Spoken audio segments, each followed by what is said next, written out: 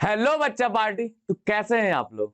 I hope बढ़िया ही होंगे। मैं पंकज राजपूत, आपका बायोलॉजी मेंटर, आपके अपने फेवरेट एक्सपी क्लासेस चैनल पर आपका स्वागत करता हूं, जहां पर आपको बिल्कुल फ्री एजुकेशन प्रोवाइड कराई जाती है, बिल्कुल फ्री, ताकि आप अपने जीवन में बहुत कुछ हासिल कर सके, नई नई ऊंचाइयों पर पहुंच सके और अपने क्या घर वालों का नाम रोशन करें, साथ ही साथ अपने प्यारे से चैनल एक्सपी क्लासेस चैनल का भी नाम रोशन कर सके। तो जैसा कि हमने क्या अपने प्रीवियस लेक्चर में कंप्लीट किया था, जो डीएनए होता है, डीएनए किन किन भागों से मिलकर के बना होता, किस किस केमिकल से मिलकर के बना होता, ये सब हमने उसमें जाना था। डीएनए की जो एक हिसाब से पूरी संरचना थी वो हम समझ चुके थे। आज हम बात करेंगे डीएनए के बारे में, थोड़ा और बात करेंगे। और जो डीएनए का डबल हेलिक्स मॉडल होता है, जो द्विकुंडलित संरचना होती है, जो आप ये देख रहे हैं, ये क्या है? डीएनए का डबल हेलिक्स मॉडल बना, ये कैसे बनता है और इसके बारे में बताया किसने था, ये हम बताएंगे।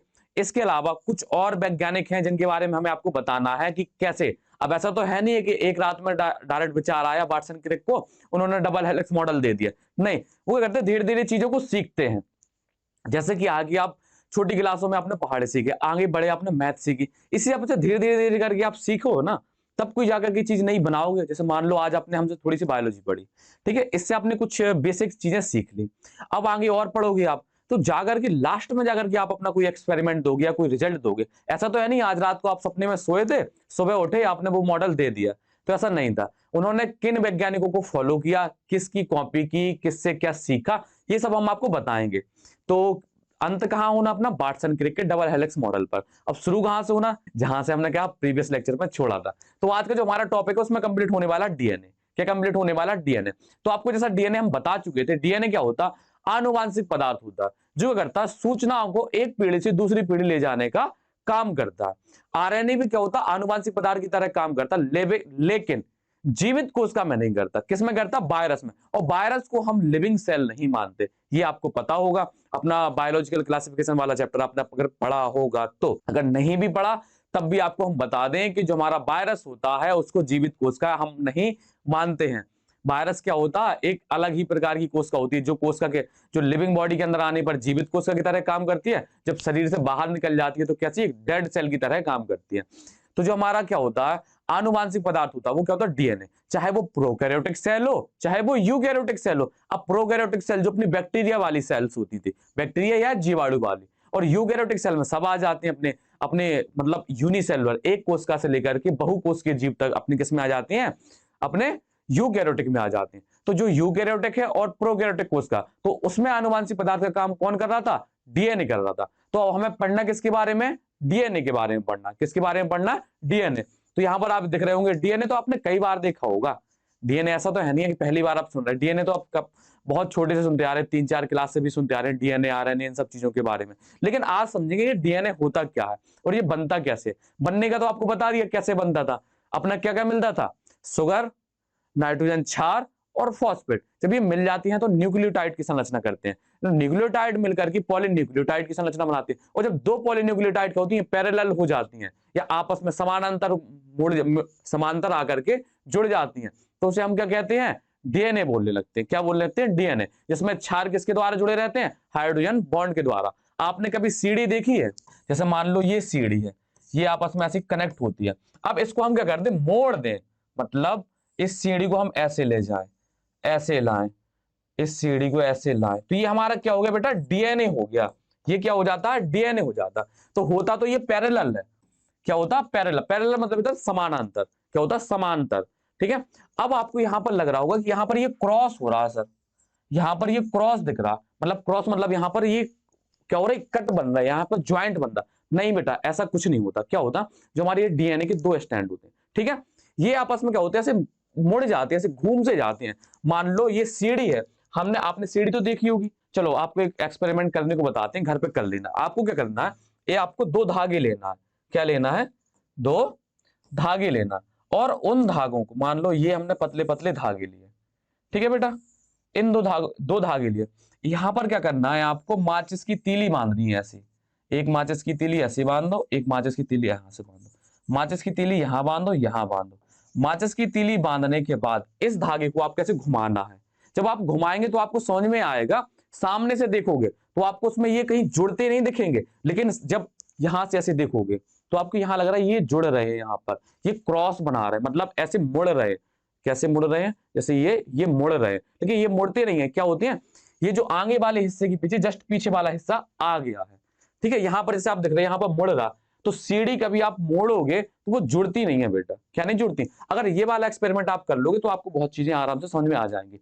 2 धागे लेना है, ऐसे दोनों में माचिस की तीली बांध लेना, इस तरीके से माचिस की तीली बांध लेना। ठीक है, जब उसको जो मोड़ोगे तो इस तरीके से होंगे, दोनों में बराबर दूरी रहेगी, दोनों में क्या होगी, बराबर। देखो अब यहाँ ये जुड़ते हुए तो समझ में आ रहा, लेकिन एक्चुअल में ये जुड़ नहीं रहा, वहां पर भी इतना ही गैप होगा। देखो वहां गैप दिख रहा है बेटा, यहाँ पर क्या होता है, ये गैप होता है। ये आपको समझना है। ये कई लोगों के दिमाग में ये रहता है कि डीएनए यहाँ पर ये ऐसे मोड़ते हैं तो यहाँ ये जाकर चिपक जाएगा। नहीं चिपकता बेटा। क्यों? क्योंकि दोनों के बीच में क्या होती है, हाइड्रोजन बॉन्ड रखे रहते हैं, जो इनको क्या करते हैं, बराबर दूरी पर रखे रहते हैं। इन दोनों स्टैंड को बराबर दूरी पर रखने का काम करते हैं। इतना क्लियर है? अब ये हाइड्रोजन बॉन्ड कैसे बनते हैं, कैसे जुड़ते हैं, इन सब के बारे में बात करना, बस हमें डीएनए की संरचना बतानी थी, जो हम आपको बता चुके हैं। अभी और आगे पिक्चर होगी उसमें भी बता देंगे आपको।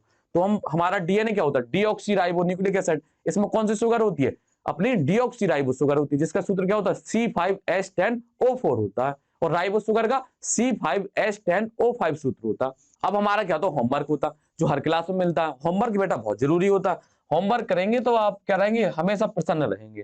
तो इसमें जो हमारा पहला क्वेश्चन है उसमें क्या है, आरएनए में कौन सी शर्करा पाई जाती है, कौन सी शर्करा थी, अपनी राइबोज शुगर थी। कौन सी शुगर थी बेटा, राइबोज शुगर थी, राइबोज शुगर या शर्करा। अब हमारा दूसरा क्वेश्चन क्या कहता कि ग्वानिन एंड साइटोसिन के बीच में कितने हाइड्रोजन बॉन्ड पाए जाते थे। कल बताया था बेटा, आज भी बताएंगे, कल बताया था, आज बताएंगे, फिर बताएंगे। जब जब आप पूछोगे तब तब बताएंगे, बस आप पूछो। तो ग्वानिन और साइटोसिन के बीच में कितने बॉन्ड पाए जाते थे, 3 हाइड्रोजन बॉन्ड पाए जाते थे। कितने बॉन्ड पाए जाते थे, 3। तो यहां पर हम लिख दें, नहीं किसी को और समझ में ना आएगा, 3 हाइड्रोजन बॉन्ड पाए जाते थे बेटा। कितने, 3 हाइड्रोजन बॉन्ड पाए जाते। अब यहां पर देखते हैं, जो हमारा क्या होता है, पॉलीन्यूक्लियोटाइड की चेन होती है, तो उसका जो 5वां सिरा होता है या 5वां कार्बन होता है, या 5वां एंड बोल दो, एंड सिरा कार्बन, जो भी आपको सही लगे उससे बोल सकते हैं। तो 5वें कार्बन पर कौन सा ग्रुप जुड़ा रहता था, एल्कोहल या फॉस्फेट। कौन सा ग्रुप, फॉस्फेट ग्रुप जुड़ा रहता था। कौन सा, 5 से फॉस्फेट। याद करने का तरीका होता है बेटा, 5 से फॉस्फेट, बस। अब 5 पर एंड पर क्या जुड़ गया, फॉस्फेट ग्रुप जुड़ गया। तो अब कौन सा ग्रुप बचता है तीसरे पर, एल्कोहल ग्रुप बचता है अपना, फॉस्फेट ग्रुप या फॉस्फेट का समूह जुड़ा रहता है। अब डीएनए में कौन सा क्षार उपस्थित होता है, जो हमारा डीएनए होता है, डीएनए में कौन कौन से क्षार उपस्थित होते थे, यूरेसिल को छोड़ करके एडेनिन, एडेनिन, ग्वानिन, साइटोसिन और थाइमिन, ये हमारे 4 क्या होते थे, नाइट्रोजन क्षार उपस्थित होते थे। कौन सा उपस्थित नहीं होता था, यूरेसिल उपस्थित नहीं होता था, थाइमिन उपस्थित होता उसकी जगह पर। यहां तक कोई भी दिक्कत है, प्रीमिडीन, प्यूरिन, इसमें कोई दिक्कत नहीं होनी चाहिए। अगर जिन्होंने नहीं देखा बेटा, प्रीवियस लेक्चर देख लीजिए, वहां पर आपको प्यूरिन, प्रीमिडीन, शुगर, फॉस्फेट, इन सब के बारे में क्या बहुत अच्छे से बेटा बताया, बहुत ज्यादा अच्छे से। एक ही चीज पूरा 1 घंटे इसी पर निकाल दिया हम लोगों ने कि डीएनए किन किन चीजों से मिलकर के बना होता, न्यूक्लियोसाइड क्या होता, न्यूक्लियोटाइड क्या होता, बहुत आराम से वहां पर बताया बेटा। अगर नहीं देखा तो वहां देखिए, फिर यहाँ आइए। ये हमारी विनती समझिए, या गुजारिश बोलते हैं, विनती गुजारिश जो भी आप समझते हो। अब आते हैं हम यहाँ पर अपने कहां पर, डीएनए पर। कहां आते हैं, डीएनए। तो डीएनए हमारा क्या होता है, डीऑक्सीराइबोन्यूक्लिक एसिड होता है। अब ऐसा तो है नहीं कि डायरेक्ट डीएनए की खोज हो चुकी थी या डायरेक्ट डीएनए बन गया था। तो क्या थे, अपने एक फ्रेडरिक मिक्सचर करके एक साइंटिस्ट थे। कौन से थे, अपने फ्रेडरिक मिक्सचर नामक एक साइंटिस्ट। उन्होंने क्या किया, जब केंद्रक के ऊपर रिसर्च करी, केंद्रक जो अपने केंद्रक होता है, कोश का केंद्रक, न्यूक्लियस, उस पर खोज की, तो उन्होंने देखा कि केंद्रक में कुछ क्या है, अपना एक एसिडिक मटेरियल उपस्थित है। क्या है, अपना एसिडिक मटेरियल उपस्थित है। एसिडिक मतलब अम्लीय, अम्लीय पदार्थ उपस्थित है, जिसे उन्होंने क्या नाम दिया था, न्यूक्लिन नाम दिया था। क्या दिया था, न्यूक्लिन नाम। तो इसको क्या करेंगे, हम पेज ऐड करेंगे हमेशा की तरह। जैसे मान लो ये क्या था, ये केंद्रक है अपना, इस केंद्रक के अंदर कुछ क्या है, अम्लीय पदार्थ भरा था। क्या था, अम्लीय पदार्थ भरा था, इस तरीके से कुछ भी। जब उन्होंने फ्रेडरिक मिक्सचर ने इसको बाहर निकाला, फ्रेडरिक मिक्सचर ने इसको क्या किया, बाहर निकाला, तो उन्होंने देखा ये जो मटेरियल था, ये जब इन्होंने बाहर निकाला तो ये बाहर निकालते समय क्या हो गया था, टूट गया था। क्या हो रहा था, टूट रहा था। जिस फॉर्म में वो एग्जिस्ट कर रहा था, उस फॉर्म में वहां से निकल नहीं पा रहा था। क्या हो रहा था, वो टूट जा रहा था। क्या जा रहा था, टूट जा रहा था। तो ये कर कौन रहा था, ये एक्सपेरिमेंट मिक्सचर बेटा, फ्रेडरिक जो मिसर साइंटिस्ट थे, उन्होंने केंद्रक के ऊपर खोज की। ये अपना क्या है, ये केंद्रक है बेटा, क्या है अपना केंद्रक। तो अपने जो फ्रेडरिक मिसर नामक साइंटिस्ट थे, जब उन्होंने केंद्रक को देखा तो उन्होंने पाया कि केंद्रक के अंदर क्या है, कुछ ऐसा अम्लीय पदार्थ उपस्थित है। कुछ क्या है, अम्लीय पदार्थ उपस्थित है। इस अम्लीय पदार्थ को उन्होंने क्या नाम दिया था, न्यूक्लिन नाम दिया था। उन्होंने क्या नाम दिया था, न्यूक्लिन नाम दिया था इसको। इसको नाम दिया था उन्होंने न्यूक्लिन। अब कुछ टीचर क्या करते हैं, डायरेक्ट बता देते हैं कि डीएनए की खोज फ्रेडरिक मिसर ने की थी। नहीं बेटा, उन्होंने केवल ये बताया था कि केंद्रक के अंदर कुछ एक पदार्थ उपस्थित होता है जो क्या होता, अम्लीय नेचर का होता। अब ये आपको पता है अम्लीय नेचर का क्यों होगा या अम्लीय प्रकृति का क्यों होगा, क्यों, क्योंकि उसके साथ क्या था, फॉस्फोरिक एसिड जुड़ा रहता था। जो अपना H3PO4 जो अपना अम्ल होता है वो उसके साथ जुड़ा होता, उसकी वजह से क्या करता है, ये अम्लीय नेचर या अम्लीय प्रकृति का करता, प्रदर्शित करता। अब इसके बाद अपने एक साइंटिस्ट आए थे, चारगाफ। कौन से साइंटिस्ट आए थे, चारगाफ। तो चारगाफ ने इन्होंने जो फ्रेडरिक मिसर ने जो भी मटेरियल निकाला था, ये टूटा फूटा, तो उन्होंने इसके ऊपर अध्ययन किया। उन्होंने बताया कि ये जो मटेरियल है इसमें क्या है कि एडेनिन की जो संख्या है वो किसके बराबर है, थाइमिन के बराबर। और जो ग्वानिन की संख्या है वो किसके बराबर है, साइटोसिन के बराबर। मतलब जब उन्होंने यहां पर इस पर अध्ययन किया, फ्रेडरिक मिसर ने क्या नाम दिया था इसको, न्यूक्लिन नाम दिया था। क्या नाम दिया था, न्यूक्लिन नाम दिया था। और जो हमारे चारगाफ साइंटिस्ट आते हैं अगले अगले साइंटिस्ट कौन आते हैं, चारगाफ भैया। तो चारगाफ भैया ने क्या बोला था कि जो हमारा ये न्यूक्लिन है, जो हमारा न्यूक्लिन है, चारगाफ अपने जो भैया आए थे इन्होंने क्या बोला था कि ये जो न्यूक्लियन है ये क्या है, न्यूक्लियन है। इस न्यूक्लियन में क्या होता है, जितने एडेनिन होते हैं उतने ही क्या होते हैं, थाइमिन होते हैं। और जितने ही अपने क्या होते हैं, ग्वानिन होते हैं, उतने ही क्या होते हैं, साइटोसिन होते हैं। अब एडेनिन, थाइमिन, ग्वानिन, साइटोसिन, जिन्होंने पिछला लेक्चर नहीं देखा उनके लिए ये नई चीज लग रहे होंगे। ठीक है, A फॉर एप्पल और T फॉर टाइगर और G फॉर गुआवा और C फॉर कैट, ये नहीं है। ये अपने क्या होते थे, नाइट्रोजन क्षार होते थे। क्या होते थे, नाइट्रोजन क्षार या नाइट्रोजन बेस होते थे। जो क्या होते हैं, उन्होंने ये बताया कि जितने अपने क्या है, एडेनिन है उतने ही थाइमिन है, और जितने ही अपनी ग्वानिन है उतने ही अपने क्या है, साइटोसिन है। देखो इन्होंने एक ये लिखा था, ये क्या था, अपना चारगाफ का रूल होता बराबर एक। इस तरीके से कुछ नियम दिए थे उन्होंने। कैसे, या मान लो ऐसे भी लिख दिया उन्होंने, इसको कैसे लिखा, A+G अपॉन T+C बराबर एक। ये सब चारगाफ के रूल होते हैं। अब देखो मतलब कैसे बराबर पर एक होते हैं, आप समझो। आपको हम अभी बता चुके हैं, पहले बता चुके हैं, अपन साइंटिस्ट से पहले ही जानते थे। चारगाफ को तो अभी पता चला, अपन को कल वाले लेक्चर में पता चल गया था। तो हमारे जो क्या होती है, डीएनए होता है, क्या होता है, डीएनए होता है। तो डीएनए में क्या होता है, ग्वानिन जुड़ा है ट्रिपल बॉन्ड बना करके साइटोसिन से, और यहाँ पर एडेनिन जुड़ा है डबल बॉन्ड बना करके थाइमिन से। ये हमें कल के लेक्चर में पता चल गया था और चारगाफ भैया को आज पता चल रहा। ठीक है, तो सबसे पहले खोज किन्होंने की, हमने की, एक्सपी क्लास चैनल वालों ने की। ठीक है, ऐसा नहीं है। ठीक है बेटा, मान लो यहाँ पर थाइमिन लगा और यहाँ पर ये ग्वानिन लगा। ठीक है, तो यहाँ पर आप देख रहे हैं, यहाँ पर ग्वानिन कितना है, 2 है। कितना है, ग्वानिन कितना है अपना, जैसे मान लो यहाँ पर ग्वानिन कितना है, 2 है बेटा। कितना है, ग्वानिन हमारा कितना है, 2, तो 2 लिख दिया। एडेनिन हमारा कितना है, 2 लिख दिया। थाइमिन हमारा कितना है, 2। साइटोसिन हमारा कितना है, 2 बराबर 1।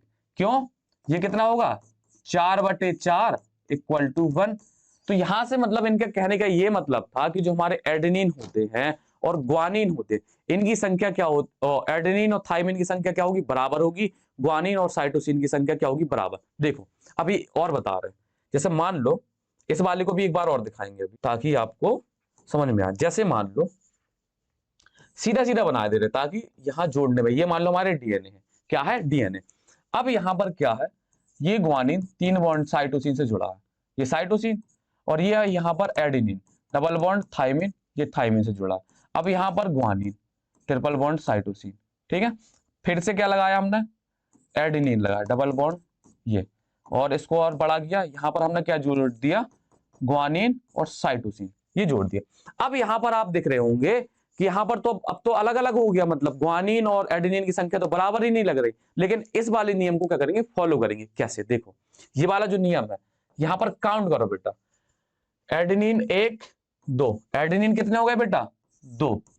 ग्वानिन हमारे पास कितने हो गए, 1 2 3, ग्वानिन हमारे पास कितने हो गए, 3। अब थाइमिन हमारे पास कितने हैं, 1 और 2। थायमिन हमारे पास 2 है। साइटोसिन हमारे पास कितने हैं? 1 2 3। तो साइटोसिन भी हमारे पास कितने हैं? 3। अब आपको पता है कि 2 + 3 होता है 5/5, और 5 से 5 एक कट करेंगे तो 1 आएगा। मतलब चारगा भैया का कहने का यह मतलब था कि एडेनिन की संख्या थायमिन के बराबर होगी हमेशा। एडेनिन की संख्या इससे कोई मतलब नहीं है कि ग्वानिन के बराबर हो। आपने देखा कि अपना क्या हो गया, प्यूरिन है ग्वानिन, अपना एडेनिन भी क्या प्यूरिन है, तो दोनों की संख्या बराबर होगी। ये तो आपको पता है कि जो अपना क्या लिखें, प्यूरिन, और एक तरफ लिख दें प्रीमिडीन। ठीक है, तो अपना जो प्यूरिन होता है वो एडेनिन और ग्वानिन होता, और प्रीमिडिन साइटोसिन, थायमिन और यूरेसिल होता। तो ऐसा कोई मतलब नहीं है कि प्यूरिन की संख्या बराबर होगी, मतलब एडेनिन और ग्वानिन की संख्या आपस में बराबर होगी और साइटोसिन और थायमिन की संख्या आपस में बराबर होगी। नहीं, जो आपस में बंध बनाते हैं उनकी संख्या आपस में बराबर होती है। कैसे? यहां पर आप देख रहे हैं ग्वानिन साइटोसिन के साथ जुड़ा, तो ग्वानिन की संख्या हमेशा साइटोसिन के बराबर होगी और एडेनिन की संख्या हमेशा थायमिन के बराबर होगी। यहां पर ये जब नियम लगाया, या यहां पर ये जो लिखने का तरीका है इनका, कि जो एडेनिन की संख्या है वो थायमिन के बराबर। देखो इसमें कितने, 1 और 2 एडेनिन, इसको हम जैसे लिखें तो 2/2, और यहां पर अपना क्या था, ग्वानिन कितना था 3, और साइटोसिन भी कितना था 3 बराबर 1। अरे यार साइटोसिन लिख गया, इसको 3 लिखना था बेटा। तो 3 से 3 घटा, 2 से 2 घटा, तो 1 बराबर 1 बराबर 1 आ गया। मतलब A/T 1 के बराबर होगा, G/C 1 के बराबर होगा। तो ये क्या थे, चारगा भैया के कुछ रूल थे। क्या थे? रूल। मतलब रूल से मतलब ये है कि उन्होंने इतना बता दिया कि ये जो न्यूक्लिक एसिड है इसमें क्या है, एडेनिन और थायमिन की संख्या बराबर है और ग्वानिन और साइटोसिन की संख्या बराबर है। ये दिया था किसने? चारगा भैया ने ये रूल दिए थे। अगर ये आप याद कर लो तो कर लो बेटा, क्योंकि ये नीट के पार्ट ऑफ व्यू से क्या होते हैं, इंपोर्टेंट हो जाते हैं। जो भैया नीट का एग्जाम देने के इच्छुक हैं और देना चाहते हैं वो ये दोनों सूत्र देख सकते हैं। ये किसने दिया था? चारगा भैया ने। और फ्रेडरिक मीस्टर ने केवल ये बताया था कि न्यूक्लियस या केंद्रक के अंदर जो भी पदार्थ उपस्थित है वो कैसा है, अम्लीय प्रकृति का है, और उसे क्या नाम दिया था उन्होंने? न्यूक्लिन नाम दिया था। न्यूक्लियस के अंदर पाया गया था इसलिए उसे नाम क्या दे दिया था? न्यूक्लिन नाम दे दिया था। तो अपने जो नए साइंटिस्ट थे वो कौन कौन से थे? विल्किंस और फ्रैंकलिन। कौन से साइंटिस्ट थे? विल्किंस और फ्रैंकलिन। इन्होंने क्या किया था, अपने जो साइंटिस्ट थे दो, विल्किंस और फ्रैंकलिन, इन्होंने क्या किया था, जो वो अपना क्या था, आनुवांशिक पदार्थ निकाला था, सॉरी आनुवांशिक नहीं, अम्लीय पदार्थ निकाला था। किसने निकाला था? अपने किसने? मीस्टर भैया ने। और इरविन चारगाफ या चारगाफ बोल लीजिए, उन्होंने इतना बता दिया था कि जो एडेनिन और थायमिन की संख्या बराबर होगी, ग्वानिन और साइटोसिन की संख्या बराबर होगी, इतना बता दिया था। तो अब जो हमारे विल्किंस और फ्रैंकलिन भैया थे, इन्होंने क्या किया था, उस पदार्थ पर जो वो पदार्थ निकाला था केंद्रक से, उस पर क्या किया था, एक्सरे डिफ्रैक्शन किया था। मतलब उसके ऊपर क्या करी थी इन्होंने?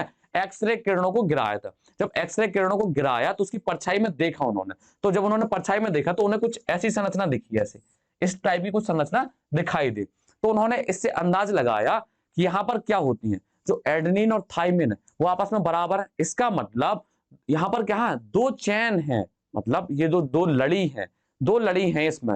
अब वो कैसे लगी हैं ये बताया था अपने किसने? वाटसन और क्रिक ने। किसने बताया था? वाटसन और क्रिक ने। अपने जो विल्किंस और फ्रैंकलिन था, इन्होंने केवल इतना किया था, इन्होंने एक्सरे डिफ्रैक्शन किया था। इन्होंने क्या किया था? एक्सरे डिफ्रैक्शन किया था। अब एक्सरे डिफ्रैक्शन का मतलब आप समझिए कि वो जो पदार्थ था क्या था, मान लो ये क्या है, अपना ट्यूब है, इस ट्यूब के अंदर ये पदार्थ भरा हुआ है। इस पदार्थ के ऊपर इन्होंने क्या कराई? एक्सरे किरणें गिराई। एक्सरे की किरणें गिराई इसके ऊपर। जब आपको पता है जब एक्सरे की किरणें गिरेंगी तो यहाँ पर इसकी क्या बनेगी, एक फोटोकॉपी टाइप की बनेगी। तो यहाँ पर क्या बन रही थी इसकी, इस टाइप की कुछ फोटोकॉपी बन रही थी। तो उसने उन्हें थोड़ा इतना ये अंदाज लगा कि ये जो होती हैं, ये अपना एडेनिन और ग्वानिन होता है, ये क्या होती है, आपस में एक दूसरे के समांतर उपस्थित होते हैं। बस इतना ही, बहुत कुछ नहीं बताया था उन्होंने, इतना ही बताया था। इसके बाद आते हैं अपने कौन से, अपने वाटसन और क्रिक भैया। इन्होंने भाई ऐसी खोज की कि एकदम मतलब कोलाहल मच गया। फिर उसके बाद फिर खोज हुई है डीएनए के ऊपर। फिर तो मतलब डीएनए के बारे में बहुत सी चीजें पता की, डीएनए कैसे आता है, एक पीढ़ी से दूसरी पीढ़ी कैसे जाता। फिर तो भाई खोजें लग गई। एक बार जैसे ही पता चला कि डीएनए की संरचना ऐसी होती है और ये मतलब अपने नाइट्रोजन बेस कैसे लगे होते हैं, अपने नाइट्रोजन और शुगर कैसी लगी होती है, फॉस्फेट कैसी लगी होती है, जब ये इसके बारे में बता दिया वाटसन क्रिक ने, अपना क्या द्विकुंडलित जो मॉडल था वो दे दिया डीएनए के बारे में, इसके बाद तो फिर एकदम भगदड़ सी मच गई। समझे आप? जैसे मान लो कि कपड़े बनाने की मशीन आ जाए किसी शहर में, तो फिर तो क्या है, हर दुकानों में वही रंगीन कपड़े भर जाएंगे। फिर तो वो क्या करेंगे, और एक्सपेरिमेंट करेंगे कि इन कपड़ों में डैमेज बनाना है, इनको कलरफुल बनाना, प्रिंटेड बनाना। फिर तो वो नई नई तकनीक आ जाती है। पहले चरखे से बनाते रहे, उतना व्यक्ति ने नहीं सोचा, फिर जैसे ही मशीन आई, फिर उस मशीन के द्वारा उन्होंने क्या और सोचना, गहराई बढ़ाई। इसी प्रकार से जैसे ही डीएनए के डबल हेलिक्स मॉडल के बारे में बताया किसने, वाटसन और क्रिक ने, उसके बाद क्या था, डीएनए के बारे में अध्ययन और बढ़ गया एकदम, मतलब कोलाहल मच गया। कोलाहल आप समझते हो, मतलब एकदम कि बस उसी के बारे में, जो व्यक्ति बैठा है वो केवल डीएनए के बारे में लगा सर्च करने में कि डीएनए एक पीढ़ी से कैसे दूसरी पीढ़ी में जाता है, और डीएनए में क्या हो सकता है, कैसे चेंज कर सकते हैं, सब लगे रहे उसमें। किसके बारे में? डीएनए के बारे में। तो अब हम पहुंचते हैं अपने कहां पर, डीएनए पर। ये आपको बता दिया कि डीएनए पर मतलब कैसे कैसे कहानी आए। तो यहां इसके बाद सबसे पहले किसने, मीसर ने बताया कि जो हमारा 1869 में मीसर नामक वैज्ञानिक ने, 1869 की बात हो रही है, उसी दौरान क्या कर रहा था, अपना जो मेंडल था उसी दौरान वो जेनेटिक्स पर काम कर रहा था, मटर के पौधों पर। और उसी दौरान अपना क्या मतलब 1865 के बाद 1869 में अपने जो फ्रेडरिक मीसर जो साइंटिस्ट थे, उन्होंने बताया था कि केंद्र के अंदर एक पदार्थ होता है जो अम्लीय प्रकृति का होता है, जिसे उन्होंने क्या नाम दिया था, न्यूक्लिन नाम दिया था। उसके बाद इरविन चारगाफ आए, उन्होंने बताया कि ये जो पदार्थ होता है इसमें एडेनिन और थाइमिन की संख्या क्या होती है, बराबर होती है, ग्वानिन और साइटोसिन की संख्या क्या होती है, बराबर होती है। उसके बाद अपने कौन से, अपना ये दो साइंटिस्ट विल्किंस और फ्रैंकलिन, विल्किंस और फ्रैंकलिन ने बताया कि ये जो पदार्थ है, जब इस पर मान लो क्या करते हैं, एक्सरे डिफ्रेक्शन किया, मान लो एक्सरे की किरणें गिराई उसके पर, तो आपको पता जब एक्सरे किरणें गिराई जाएंगी तो उस साइड क्या बनेगी, इसकी फोटोकॉपी टाइप की बन जाएगी। आपने भी देखा होगा एक्सरे कराने जाते हैं तो हड्डी में यहाँ पर एक्सरे किरणें मारते हैं, पीछे अपना क्या होता है, फोटोग्राफिक प्लेट अपन को मिल जाती है। इसकी इतना किया था उन्होंने, किसने, विल्किंस और फ्रैंकलिन ने। इसके बाद अपने काम किया था जो असली, वो किसने किया था, वाटसन और क्रिक भैया ने। किसने किया था, वाटसन और क्रिक भैया ने। तो हम ऊपर की थ्योरी कंप्लीट करते हुए आते हैं, फिर वहां के नीचे बढ़ते आएंगे और बताते जाएंगे आप। तो यहां पर देखते हैं, पादप विषाणुओं के अतिरिक्त जो अपने क्या होते हैं, प्लांट वायरस, मतलब प्लांट में जो वायरस पाए जाते हैं के अतिरिक्त सभी जीवों में डीएनए महत्वपूर्ण जैव रासायनिक यौगिक है। मतलब जो अपना पादप वायरस होती है, इसमें आरएनए क्या करता है, जेनेटिक मटेरियल की तरह काम करता है, वहां पर डीएनए नहीं करता। ये कहने का मतलब है। न्यूक्लिक एसिड या न्यूक्लिक अम्ल की खोज सर्वप्रथम वैज्ञानिक फ्रेडरिक मीसर ने 1869 में की, जिसे उन्होंने क्या नाम दिया था, न्यूक्लिन नाम दिया था। क्या नाम दिया था, न्यूक्लिन नाम। जो वो न्यूक्लिक एसिड की खोज की थी उसे नाम क्या दिया था उन्होंने, न्यूक्लिन नाम दिया था। क्या नाम दिया था, न्यूक्लिन। तो इतना भाई हमारा ये हो चुका है, ये आपको बता चुके हैं, फ्रेडरिक मीसर के बारे में बता चुके हैं, इरविन चारगाफ के बारे में बता चुके हैं। और ये वाले फॉर्मूले क्या होते हैं, इंपोर्टेंट होते हैं बेटा, ये फॉर्मूले आप याद कर लेना, इरविन चारगाफ के बारे में भी समझ लेना। और इन साइंटिस्ट के आपको केवल इतना याद रखना कि किस साइंटिस्ट ने किसके बारे में क्या नाम बताया था। ठीक है, फ्रेडरिक मीसर ने न्यूक्लिन नाम दिया था, कब दिया था, 1869 में। और अपने चारगाफ भैया ने क्या बताया था कि एडेनिन की संख्या थाइमिन के बराबर होगी और ग्वानिन की संख्या साइटोसिन के बराबर होगी, ये इन्होंने बताया था। और इसके अलावा अपने विल्किंस और फ्रैंकलिन जो हमारे साइंटिस्ट थे, उन्होंने क्या बताया था, जब उन्होंने बताया एक्सरे डिफ्रेक्शन किया था, उन्होंने क्या किया था, एक्सरे डिफ्रेक्शन किया था। और उन्होंने बताया था कि जो हमारा जेनेट अपना जो अम्लीय पदार्थ है या न्यूक्लिक एसिड है, वो क्या होता, कैसे पैरेलल संरचना में क्या होता, उलझा हुआ पड़ा रहता। अब उसके बारे में ज्यादा अध्ययन किसने किया था, अपने किसने, वाटसन और क्रिक भैया ने किया था। अब पहले इनको बताने से पहले आपको पहुंचाते हैं हम कहां पर, एक डायग्राम के पास। तो थोड़ा आपको क्या करते हैं, पिछला वाला रिवीजन करा दें, तो फिर वो लाइन आपको समझ में आएगी। कल अगर आपको याद हो, मान लो इसको ले लिया हमने, क्या लिया, इतना ले लिया हमने, ये हमारा क्या है, ए बना है, ये क्या हमारा क्षार है। यहां पर ये जो दिख रही है, ये जो घर बोले जैसी संरचना, ये जो घर जैसी संरचना दिख रही है बेटा, ये हमारी क्या थी, शुगर है। क्या है, शुगर या शर्करा है। और ये यहां पर क्या जुड़ा है, फॉस्फेट जुड़ा है। क्या जुड़ा है, फॉस्फेट। तो ये एक जो हमने पूरे बड़ा गोला बनाया है, ये अपना क्या था, न्यूक्लियोटाइड था बेटा। क्या था, न्यूक्लियोटाइड था। अब यहां पर देखो कई सारे न्यूक्लियोटाइड जुड़े हैं। जब कई सारे न्यूक्लियोटाइड जुड़ जाते हैं तो उसे हम क्या बोलते हैं, पॉलीन्यूक्लियोटाइड बोलते हैं। इतना क्लियर है। तो एक एक अपना ये पॉलीन्यूक्लियोटाइड, दूसरा पॉलीन्यूक्लियोटाइड, ये आपस में कैसे एक दूसरे के समांतर हैं, पैरेलल हैं। क्या है, समांतर या पैरेलल। अब आप यहां पर स्पष्ट रूप से देख रहे होंगे, एडेनिन किससे जुड़ा है, थाइमिन से। और कितने बॉन्ड बने हैं हाइड्रोजन के, 2 बॉन्ड बने हैं। कितने बॉन्ड बने हैं, 2। वहां पर आपको बॉन्ड स्पष्ट रूप से देख रहे होंगे, कितने बॉन्ड बने हैं, 2 बॉन्ड। यहाँ भी आप एडेनिन थाइमिन से जुड़ा है, कितने बॉन्ड बनेंगे? 2 बॉन्ड बनेंगे। यहाँ पर आप देख रहे हैं ग्वानिन किससे जुड़ा है? साइटोसिन से। कितने हाइड्रोजन बॉन्ड? 3 hydrogen bond. अब यहाँ पर देखो, यहाँ पर भी कितने अपने 3 हाइड्रोजन बॉन्ड उपस्थित हैं। अब देखो यहाँ पर ये हमारा डीएनए है। क्या है? डीएनए। पहले ऐसा था, इसको कैसे कर दिया? घुमा दिया, ऐसे कर दिया, घुमा दिया, इनको जोड़ा नहीं है। देखो यहाँ पर ये जो हाथ हमारे अलग है, अभी भी हमारे हाथ क्या है? अलग है। मान लो ये डिस्टेंस है दोनों के बीच में, ये डिस्टेंस है।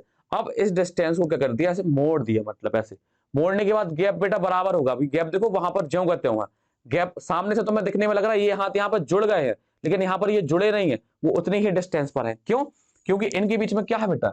ये मान लो यहाँ पर ये क्या है? यहाँ पर एक डंडा सा लगा है। क्या है? एक यहाँ पर डंडा लगा है, जिसकी वजह से ये आपस में चिपक नहीं पाते। आपने सीढ़ी देखी है? सीढ़ी के बीच में दो ऐसे ऐसे छोटे छोटे क्या होते हैं? खटके टाइप के लगे रहते हैं, ये आपने देखे होंगे। या मान लो पोर लगे रहते हैं बांस के, तो ये इसकी वजह से क्या होता है? दोनों जो आपस में ये जो दो बड़े बड़े बांस होते हैं वो आपस में पास नहीं आ पाते। ये जो डंडे होते हैं इनको दूर रखने का काम करते हैं। अब भले ही आप सीढ़ी को ऐसे मोड़ दो, लेकिन ये तो डिस्टेंस बराबर रहेगी ना दोनों में। ये डंडा तो टूट के छोटा हो नहीं जाता है, जैसे आप उसको मोड़ोगे तो छोटा हो नहीं जाएगा। इसी प्रकार से ये जो हमारा क्या होता है, मान लो ये डीएनए है। अब इसको हम क्या करते हैं? ऐसे घुमा दें, ऐसे घुमा के लाएं, तो ये क्या होता है? इसको ऐसे आता है, ये ऐसे। हमें लगता है यहां पर ये जुड़े होंगे, यहां पर ये जुड़े नहीं होंगे। यहां पर क्या होंगे? आपस में उतनी ही दूरी होगी जितनी यहां पर दूरी है। जितनी यहां पर दूरी होगी उतनी है इस वाली जगह पर भी क्या होगी? दूरी। यहां पर ये जुड़ते नहीं है। इतना समझ में आया? बस यही आपको क्या था बताना। तो ये आपको समझ में आ गया जो हमारा डीएनए होता है। डीएनए क्या होता है? किस किस से मिलकर के बना है? जो हमारा न्यूक्लियोटाइड है, शुगर, नाइट्रोजन क्षार और फॉस्फेट, उन्होंने एक पॉलीन्यूक्लियोटाइड की चेन बनाई। सॉरी, एक न्यूक्लियोटाइड की चेन बनाई, इसे हमने क्या बोल दिया? पॉलीन्यूक्लियोटाइड। दूसरी न्यूक्लियोटाइड की चेन बनाई, उसे हमने बोल दिया पॉलीन्यूक्लियोटाइड। अब क्या होती है? दोनों पॉलीन्यूक्लियोटाइड क्या होती हैं? आपस में जुड़ जाती हैं। किसके द्वारा जुड़ जाती हैं? हाइड्रोजन बंध के द्वारा। लेकिन हमारा जो क्या होता? आरएनए होता, वो आरएनए हमेशा सिंगल ही होता। इसी तरीके से यहां पर क्या होगा? एडेनिन लगा होगा, यहाँ पर ग्वानिन लगा होगा, यहाँ पर थाइमिन लगा होगा, यहाँ से साइटोसिन। ऐसे अपने क्या होता है? इसमें नाइट्रोजन बेस लगी रहती है। किस पर? आरएनए पर। लेकिन आरएनए डीएनए से क्या होता? अलग होता है। आरएनए सिंगल स्ट्रैंड होता। स्ट्रैंड का मतलब बेटा आप समझ लेना, एक लड़ी की बात करते हैं। जैसे ये लड़ी बनी है, ये जो लड़ी बनाई है यहाँ पर, ये होता है स्ट्रैंड। अब जैसे बार बार स्ट्रैंड वर्ड का यूज करेंगे तो आप कंफ्यूज मत हो जाना। देखो यहाँ पर लिखा भी है, एडेनिन के साथ थाइमिन, एडेनिन के साथ थाइमिन और ग्वानिन के साथ साइटोसिन जुड़ा हुआ। इतना क्लियर है? अब आप यहाँ पर स्पष्ट रूप से दिख रहे होंगे, स्पष्ट रूप से देख रहे होंगे कि यहाँ पर क्या है? जो हमारे क्षार हैं, जो क्षार है वो तो क्या है? अंदर की तरफ लगे हुए हैं। वो क्या है? क्षार कहाँ की तरफ लगे हैं? अंदर की तरफ। लेकिन हमारी जो ये जो फॉस्फेट है, वो शुगर है, ये क्या? बाहर की तरफ है। जैसे मान लो ये दो बेटा लड़ी है, ये क्या है? लड़ी है। तो ये जो लड़ी है, जो हमारे क्या होते हैं? बेस होते हैं, वो तो इससे अंदर की तरफ उपस्थित होते हैं। ये अपने क्या होते हैं? अंदर की तरफ उपस्थित। लेकिन ये जो बाहरी हिस्सा, ये जो पीछे का हिस्सा होता है, इसको बैकबोन बोलते हैं। ये जो हमारी बैकबोन होती है, पीठ वाला हिस्सा, और ये हमारा क्या होता है? अंदर वाला हिस्सा होता है। तो ये जो बैकबोन होती है वो कौन मिलकर के बनाता है? अपना कौन सा? शर्करा और फॉस्फेट ग्रुप। फॉस्फेट और शर्करा अपनी मिलकर के किसका निर्माण करते हैं? बैकबोन का निर्माण करते हैं। किसका निर्माण करते हैं? बैकबोन। जबकि हमारी जो क्षार होती है वो क्या होती है? अंदर की तरफ उपस्थित होते हैं। देखो यहां पर लिखा भी है, शर्करा फॉस्फेट क्या बनाते हैं? आधार बनाते हैं। आधार या बैकबोन बोल लो, क्या बोल लो? आधार या बैकबोन। तो डीएनए के बारे में आपको समझ में आया? इतना क्लियर है? अभी और भी चीजें बतानी है आपको, बस घबराना नहीं है। आपको एक एक सीक्वेंस में बताते चलेंगे और अपनी थ्योरी भी साथ में क्या करेंगे? कंप्लीट करते चलेंगे। चलो थ्योरी से पहुंचने से पहले आपको ये दो व्यक्ति दिखा दें। ये दो व्यक्ति हैं, ये क्रेग भैया आपने और ये वाटसन भैया है। इन्होंने दिया था डबल हेलिक्स मॉडल। क्या दिया था? Double helix model. अब डबल हेलिक्स मॉडल क्या होता? इस पर भी आएंगे, बस पेशेंस।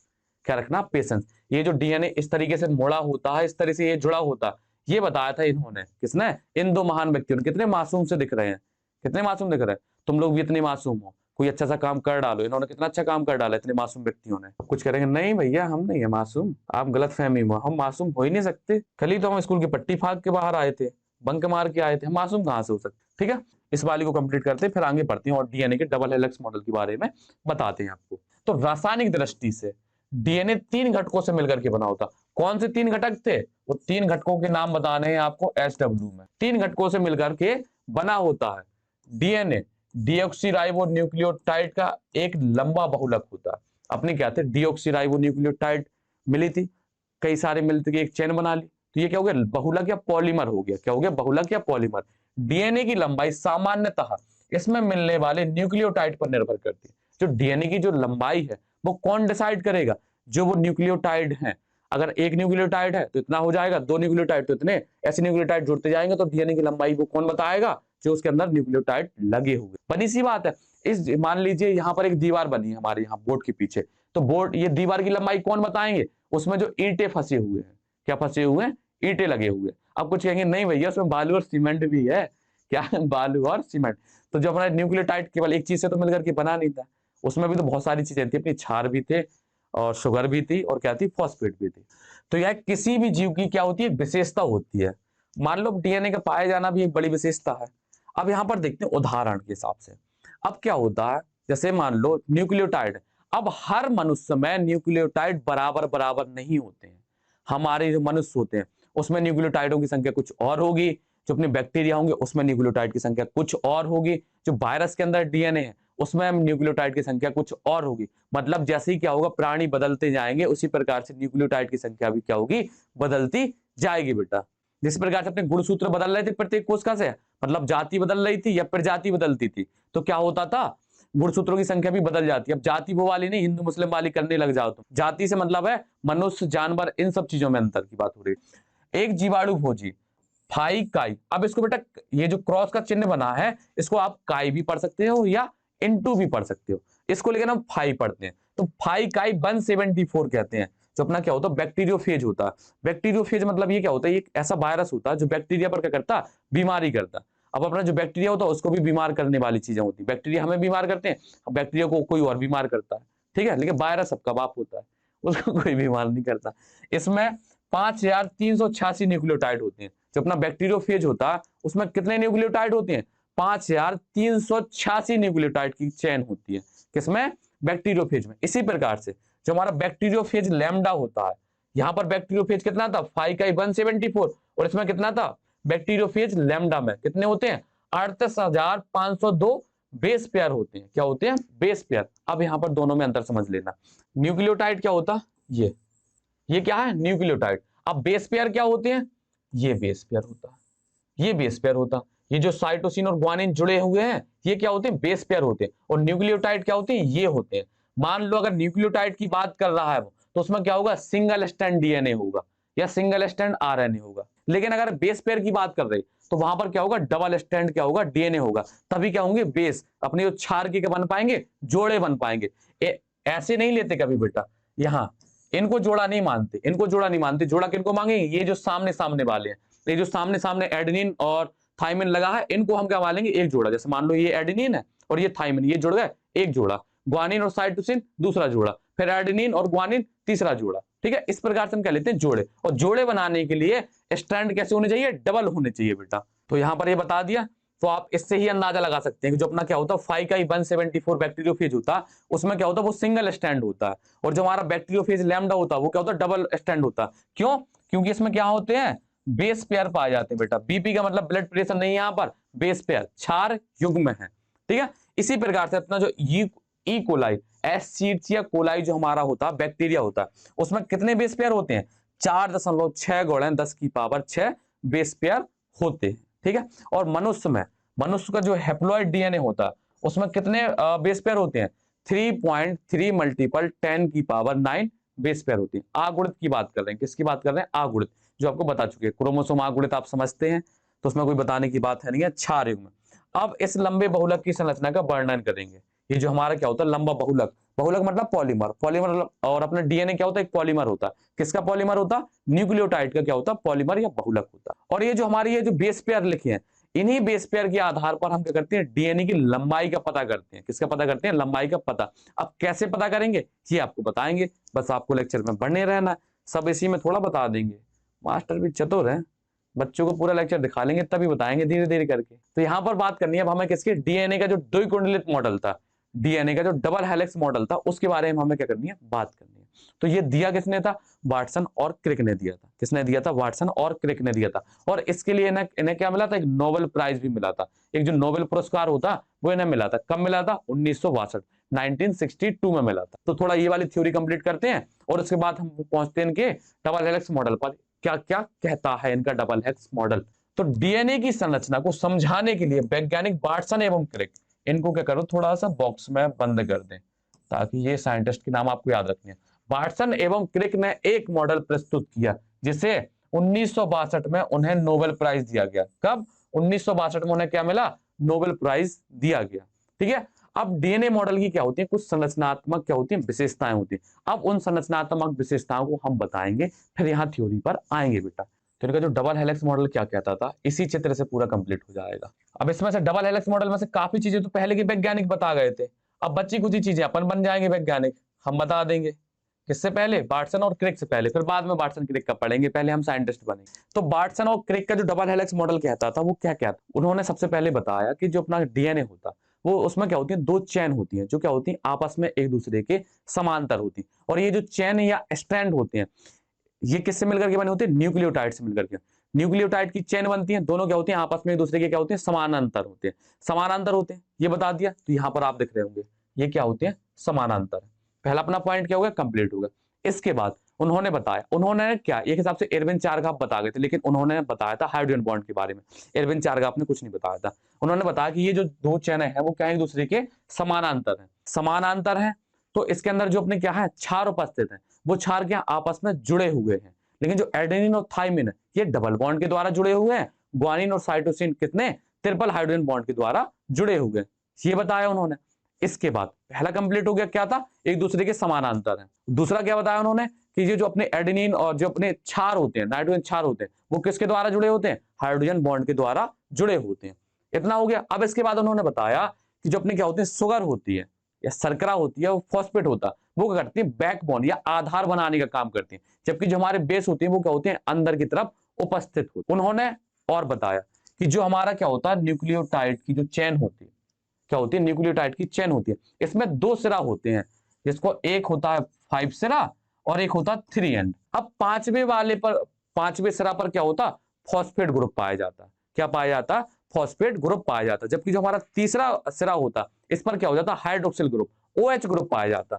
यहां पर क्या पाया जाएगा, फॉस्फेट ग्रुप पाया जाएगा। क्या पाया जाएगा, फॉस्फेट ग्रुप। और यहां पर क्या पाया जाएगा, हाइड्रोक्सिल ग्रुप पाया जाएगा। इससे पहचान करते हैं कि पांचवा ग्रुप, पांचवा सिरा कौन सा होगा और तीसरा सिरा कौन सा होगा। अब इन्होंने क्या बताया कि जो न्यूक्लियोटाइड की एक चेन है, अब दो न्यूक्लियोटाइड की चेन होती है तभी तो डबल हेलिक्स मॉडल है। तो उन्होंने बताया कि जो दूसरी चेन होती है वो क्या होती है, इसके प्रति समानांतर होती है। प्रति समानांतर का मतलब होता है एंटी पैरेलल। प्रति समानांतर का मतलब होता है एंटी पैरेलल। एंटी पैरेलल का मतलब क्या, समान तो है लेकिन हम हाथ को कैसे करते हैं, जैसे मान लो ये क्या हो गए, समानांतर, क्या होगा, एक ही दिशा में। अब हम अपने हाथ को ऐसे करते हैं बेटा, कैसे दिखाएंगे, चलो ऐसे, ये यहां तक पहुंच रहे हैं ये। अब ये हमारा अंदर की तरफ हो गया, ये हमारा क्या हो गया, बाहर की तरफ हो गया। तो ये क्या हो गया, एंटी पैरेलल हो गया। क्या हो गया, एंटी पैरेलल। जैसे मान लो ये, इसमें आपको क्या हो रहा है, ये पेन दिख रहे हैं, ठीक है, दोनों की निब क्या है, एक साइड है, तो ये समानांतर हो गया। समानांतर तो है, मतलब एक ही दिशा में समानांतर है, समान दिशा में। इसको हमने ऐसे घुमा दिया तो ये पेन क्या हो गया, नीचे की तरफ हो गया। तो ये क्या हो गया, विपरीत समानांतर हो गया। समानांतर का मतलब होता है ये बराबर में, ये क्या, दोनों बराबर में है। लेकिन क्या हो गया, विपरीत समानांतर, मतलब लिखने वाला जो हिस्सा था जब एक तरफ हो तो वो क्या हो गया, समान दिशा में समानांतर। अब ये क्या हो गया, विपरीत दिशा में समानांतर। ठीक है, मान लो ये जो लिखने वाला हिस्सा है, लिखने वाला, इसको हमने क्या बोल दिया, 5 एंड, क्या बोल दिया, पांचवा सिरा। और ये जो पीछे का हिस्सा है, इसकी जो बैक, ये जो पीछे का हिस्सा है जिसे हम लिखते नहीं है, वो क्या होगा, 3 एंड। ठीक है, तो अभी क्या है, ये समान दिशा में, तो इसको हमने जोड़ दिया, ऐसे कर दिया। तो अब 3 एंड कहां आ गया, 5 एंड के सामने, और ये वाला जो 5 एंड है वो इस वाले के 3 एंड के सामने आ गया। इस प्रकार से ये जो क्या होती है, लड़ी अपनी लगी रहती है बेटा। तो यहां पर क्या होता, अगर पांचवा एंड यहां है तो इस पांचवे वाले एंड का 3 एंड यहां होगा। अगर पांचवा एंड यहां पर तो इसका 3 एंड यहां होगा, पांचवा एंड यहां होगा।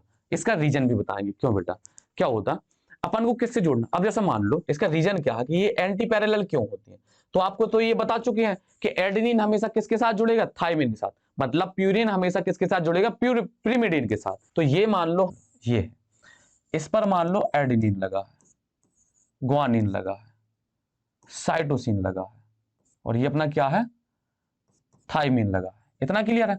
ये अपना क्या है, 5 एंड से 3 एंड वाला सिरा है। अब हमने क्या किया, अब यहां पर हमने फिर से एक बनाया, यहां पर क्या लिखा, 5 एंड लिखा और 3 एंड लिखा बेटा। क्या लिखा, 5 एंड और 3 एंड। अब यहाँ पर 5 एंड में यहाँ पर इसके सामने क्या लिखा, एडेनिन लिखा, इसके सामने हमने क्या लिखा, ग्वानिन लिखा, इसके सामने हमने क्या लिखा, साइटोसिन लिखा, और इसके सामने हमने क्या लिख दिया, थाइमिन लिख दिया। अब आपको पता है कि एडेनिन एडेनिन क्या होते हैं, नहीं जुड़ते हैं, ग्वानिन ग्वानिन नहीं जुड़ते हैं, साइटोसिन साइटोसिन नहीं जुड़ते हैं, और थाइमिन थाइमिन नहीं जुड़ते हैं बेटा। इतना आपको बता चुके हैं। तो अब करेंगे क्या, अब करेंगे क्या, नहीं भैया हम नहीं कहेंगे, वाटसन भैया जो क्या कहते वही करेंगे। अब क्या करेंगे, इसको हमने क्या करेंगे, इसको घुमाया, जैसे मान लो, नहीं उसी को सही बनाया था बेटा, चलो जैसे मान लो ये हमने बनाई, इस साइड हमने क्या लिख दिया, एडेनिन लिख दिया। अब ये तो जुड़ नहीं रहे, क्यों नहीं जुड़ रहे, ग्वानिन साइटोसिन और थाइमिन, यहां पर तीसरा सिरा, यहां पर पांचवा सिरा। अब मान लो इसके हम पास लाए, अब ये इसके पास कहां से जुड़ रहा, ये क्या होगी, इसकी पीठ वाला सिरा होगा। जैसे मान लो क्या है, हम क्या है, हम इस तरफ मुंह किए हैं, हम इस तरफ मुंह किए हुए हैं, सामने व्यक्ति सामने मुंह करे, तो जैसे हम उससे चिपकेंगे तो हमारा क्या पेट उससे चिपकेगा, उसकी हमसे पीठ चिपकेगी। लेकिन वो व्यक्ति हमारी तरफ चेहरा कर ले, क्या कर ले, हमारी तरफ चेहरा कर ले, डायरेक्शन उस तरफ थी, लेकिन वो क्या होगा, उस डायरेक्शन के एंटी विपरीत हो गया, तो वो हमारे क्या होंगे, पेट से पेट जुड़ेगा, मुंह नाक से नाक जुड़ेगी, माथे से माथे जुड़ेगा। लेकिन अगर वो उसी तरफ को दिशा में करेगा तो वो आपस में जो जुड़ाव होगा वो अच्छा नहीं होगा। आप गले कैसे मिलते हो, पीछे से मिलते हो, गले आगे से मिलते हो, आगे से मिलते हो, क्यों, क्योंकि जुड़ाव अच्छा हो, उनके बीच में बंध बन सके। इतना क्लियर है बेटा, इससे बेसिक नहीं आपको बता सकती है। ठीक है, तो इनके जो जो जुड़ने का क्रम होता है वो उल्टा एंटी पैरेलल क्यों होता है, ये आपको रीजन समझ में आ गया। अभी इसको जोड़ के बताते हैं। अब इसको हमने क्या किया, घुमा दिया, देखो भाई फिर से अक्षर गलत हो गए, लेकिन कोई ना, आ जाएंगे अब आ जाएंगे। जैसे बस इनके जो नामकरण है वो बस हम सीधे सीधे लिख लें थोड़ा। अब देख रहे हैं आप, अब यहां पर आपको स्पष्ट रूप से चीजें दिख रही होंगी कि पांचवा सिरा के सामने कौन सा, तीसरा सिरा। इसलिए उन्होंने ये बोला था कि ये जो लड़ी होती है वो क्या होती है, एंटी पैरेलल होती है। कैसी होती है, एंटी पैरेलल। कैसी होती है, एंटी पैरेलल। पैरेलल तो होती है, मतलब पैरेलल का मतलब होता है समांतर, और एंटी का मतलब होता है विपरीत समानांतर। तो ये कैसी होती है, विपरीत समानांतर होती है। इसका हथेली इस तरफ, इसकी हथेली इस तरफ, मतलब पांचवे का सिरा, पांचवे के सामने क्या है, तीसरा, पांचवा नहीं आया, क्यों, क्योंकि ओरिजिन आपको बता दीजिए गले मिलने वाला। ठीक है, अगर आप सेम डायरेक्शन में रहेंगे तो हम पीठ से पेट मिलेगा हमारा, लेकिन अगर विपरीत डायरेक्शन में जाएंगे तो पेट से पेट मिलेगा, नाक से नाक मिलेगी, माथे से माथा मिलेगा, और सब चीजें क्या होंगी, सेम हो जाएंगी। ये आपको समझ में आ गया होगा। तो और यहाँ पर क्या होती है, हाइड्रोजन बॉन्ड बन जाते हैं, ये रीजन होता है। इतना समझ में आ गया। तो क्या था, पहले पॉइंट में क्या बताया कि यहाँ पर क्या होती है, पॉलीन्यूक्लियोटाइड की पूरी चेन होती है, जिसमें क्या होती है, अपने क्षार क्या होते हैं बीच में लगे रहते हैं, और जो अपनी जो बैकबोन होती है वो कौन सी, शुगर और फॉस्फेट बनाती है। दोनों क्या होते हैं, विपरीत समानांतर क्या होती है, लड़ी होती है। ये सब किसने बताया था, किसने, वाटसन और क्रिक भैया ने। और ये जो क्षार जुड़े रहते हैं वो किसके द्वारा जुड़े होते हैं, हाइड्रोजन बॉन्ड के द्वारा।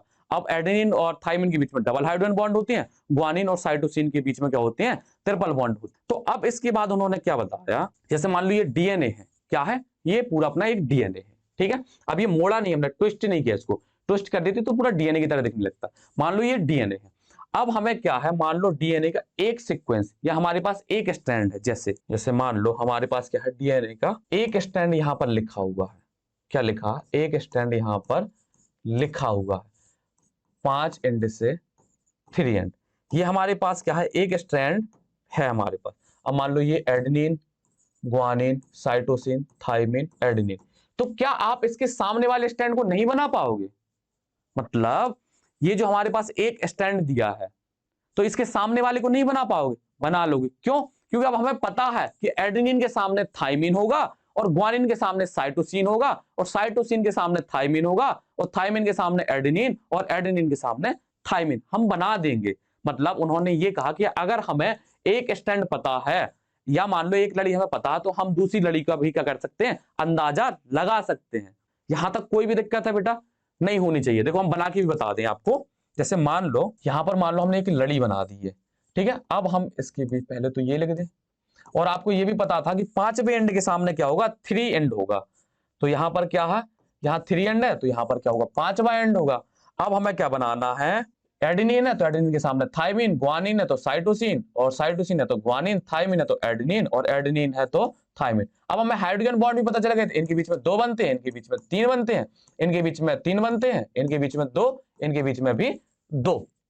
इतना क्लियर है, ये हमारा फिर से कंप्लीट हो गया। इतना क्लियर है। अब इसके बाद उन्होंने ये बताया था कि मान लो ये हमारा क्या है, जनक डीएनए है। ये वाला जो डीएनए है ये हमारे पास पहले से उपस्थित था।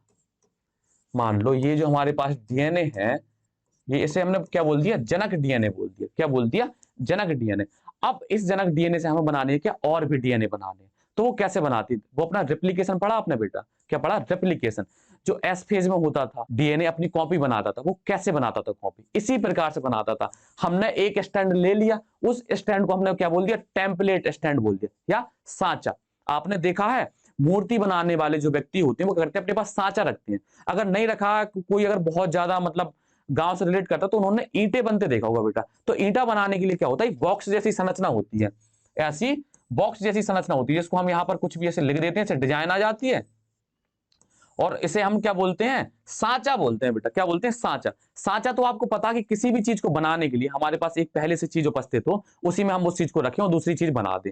सांचा तो आप समझते हो। तो जैसे उन्होंने ये बताया कि मान लो हमारे पास क्या था, जनक डीएनए था। क्या था, जनक। अब जनक समझते हैं बेटा, पेरेंट से बात कर रहे हैं। तो इस जनक डीएनए को जैसे मान लो हम थोड़ा, ये हमारा क्या है, जनक डीएनए। क्या है अपना, जनक डीएनए। अब हमारे पास ये जनक डीएनए, तो क्या इसके सामने हम एक दूसरा डीएनए का स्टैंड नहीं बना सकते। पहले तो इस वाले को क्या करते हैं, वापस ले जाते हैं बेटा इसको। चलो ये हमारा पेरेंटल डीएनए है। ये आपको समझ में आ गया कि अगर हमारे पास एक स्टैंड हमारे पास है तो हम उसका क्या होगा, सामने वाला स्टैंड क्या कर सकते हैं, खुद से बना सकते हैं। ये किसने बताया था, वाटसन और क्रिक ने बताया था। क्यों बताया था, क्योंकि ये क्या था, एडेनिन ग्वानिन सबकी संख्या क्या थी हमें पता थी, और कैसे जुड़े रहते हैं कैसे नहीं जुड़े रहते हैं ये हमें बाद में पता चल गया था। जैसे मान लो ये क्या थे अपने, ये मान लो अपना जनक डीएनए था, जिसके हमने 20 से स्टैंड तोड़े और एक स्टैंड यहां लाए, एक स्टैंड यहां पर लाए। ये हमारा जनक का कैसा स्टैंड है, 5वां सिरा, और ये कैसा, तीसरा सिरा, और ये कैसा था, तीसरा सिरा, और ये कैसा था, 5वां सिरा। इतना क्लियर है। तो यहां पर क्या लगा था, एडेनिन, क्या लगा था, ग्वानिन, साइटोसिन और थाइमिन। यहां पर क्या था अपना बेटा, अब इस तरफ कर रहे हैं क्योंकि इसी तरफ बनाना है हमें। क्या था, थाइमिन था, यहां पर क्या था, साइटोसिन था, और क्या था, ग्वानिन था, और एडेनिन था। अब हमारे पास क्या हो गया, जनक से हमने 2 स्टैंड इस वाले जनक डीएनए को तोड़ करके 2 स्टैंड बना लिए। अब जब हमने ये स्टैंड बना लिए तो क्या इसके सामने हम दूसरा स्टैंड नहीं बना पाएंगे बेटा, इसके सामने हम दूसरा स्टैंड नहीं बना पाएंगे, बना लेंगे बिल्कुल। अभी जस्ट पहले यही तो बनाया हमने। तो आपको पता कि 3 के सामने क्या होगा, 5 एंड, और 5 एंड के सामने 3 एंड। अब यहां पर ए लिखा तो ए के सामने टी, जी के सामने सी, और सी के सामने जी, और टी के सामने ए। अब इनको क्या कर दें, हाइड्रोजन बॉन्ड से बेटा जोड़ दें।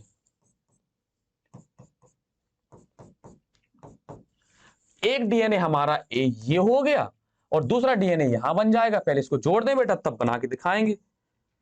यहां पर थाइमिन के सामने क्या हो जाए, एडेनिन हो जाए, साइटोसिन के सामने क्या हो जाए, ग्वानिन, और ग्वानिन के सामने साइटोसिन, और एडेनिन के सामने थाइमिन। अब इनमें क्या जोड़ दें हम, हाइड्रोजन बॉन्ड जोड़ दें, double bond, triple bond, triple bond और डबल बॉन्ड। अब हमारे पास क्या होगा, एक डीएनए से हमने 2 नए डीएनए बना ले। यही क्या होता है, डीएनए का रेप्लिकेशन होता है बेटा। फोटोकॉपी बना ली, हमारे पास एक कॉपी थी, एक कॉपी से हमने 2 नई कॉपी बना ली। ये क्या हो गया, फोटोकॉपी या डीएनए रेप्लिकेशन। उनके कहने का मतलब ये था कि हमारे पास अगर जनक डीएनए है और जनक डीएनए के किसी एक स्ट्रैंड को लेते हैं, ये जो पिंक कलर का दिख रहा, हमने ये वाला कहां से लिया था, जनक से लिया था। जनक मतलब पेरेंट, मतलब पेरेंट ही बोलेंगे क्योंकि पेरेंट से ही बच्चों का निर्माण होता। अब ऐसा नहीं है, जैसे मान लो ये हमारे पास एक ओरिजिनल कॉपी है, इस कॉपी की हम 4 बना ले, इसकी 4 बना ले, तो जनक वाली तो ये रहेगी ना ओरिजिनल जो है। तो ओरिजिनल कॉपी तो ये है, जिसको हमने क्या बोल दिया, जनक बोल दिया। और उनके जो बच्चे हैं वो कौन से हैं, ये, जिनको हमने क्या बोल दिया, डॉटर बोल दिया या संतति बोल दिया। इतना क्लियर है। तो हमने क्या, एक जनक से कितने डीएनए बना लिए, 2 डीएनए बना लिए।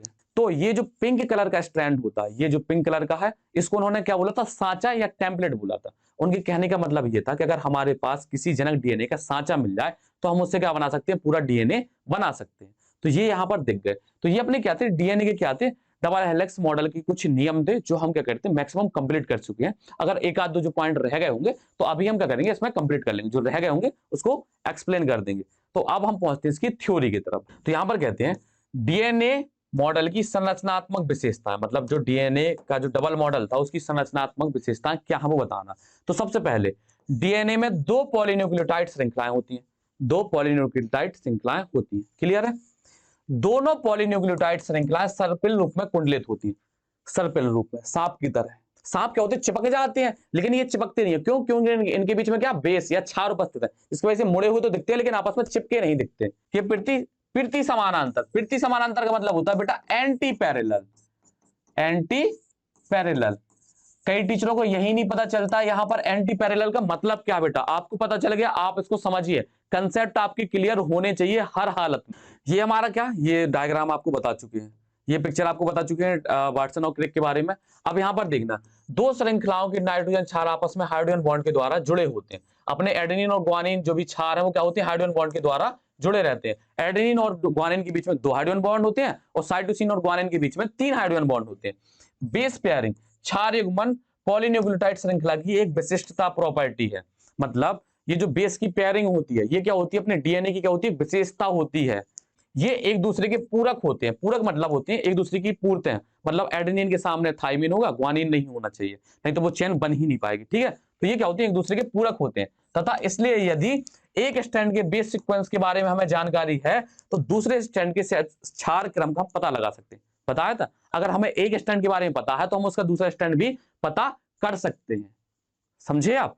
जैसे मान लो जैसे मान लो एलियन आए कोई, हमने एक एलियन देखा, अब एलियन से पूछे उसके भाई का कैसा नक्शा होता, तो आप बता दो कि उसकी एक नाक थी, एक आंख थी, बाल उसके सिर पे थे नहीं, हाथ भी 1.5 थे और पैर भी उसका 2.5 थे, ऐसा करके आप बता दोगे तो वैसे डीएनए वो होगा जैसा अपना मनुष्य होता।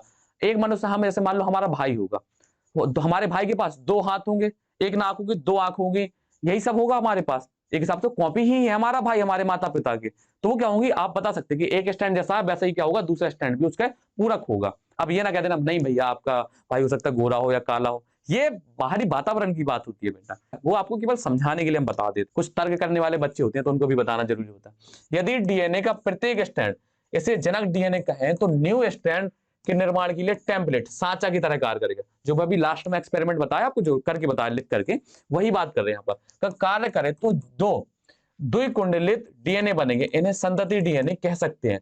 वह पेरेंटल डीएनए अणु के क्या होते हैं, समान हो ये बने थे। ये क्या थे, अपनी संतति या क्या थे, डॉटर डीएनए थे, जो किससे बने थे, जनक स्ट्रैंड से बने थे। किससे बने थे, जनक स्ट्रैंड से मिलकर के बने थे अपने।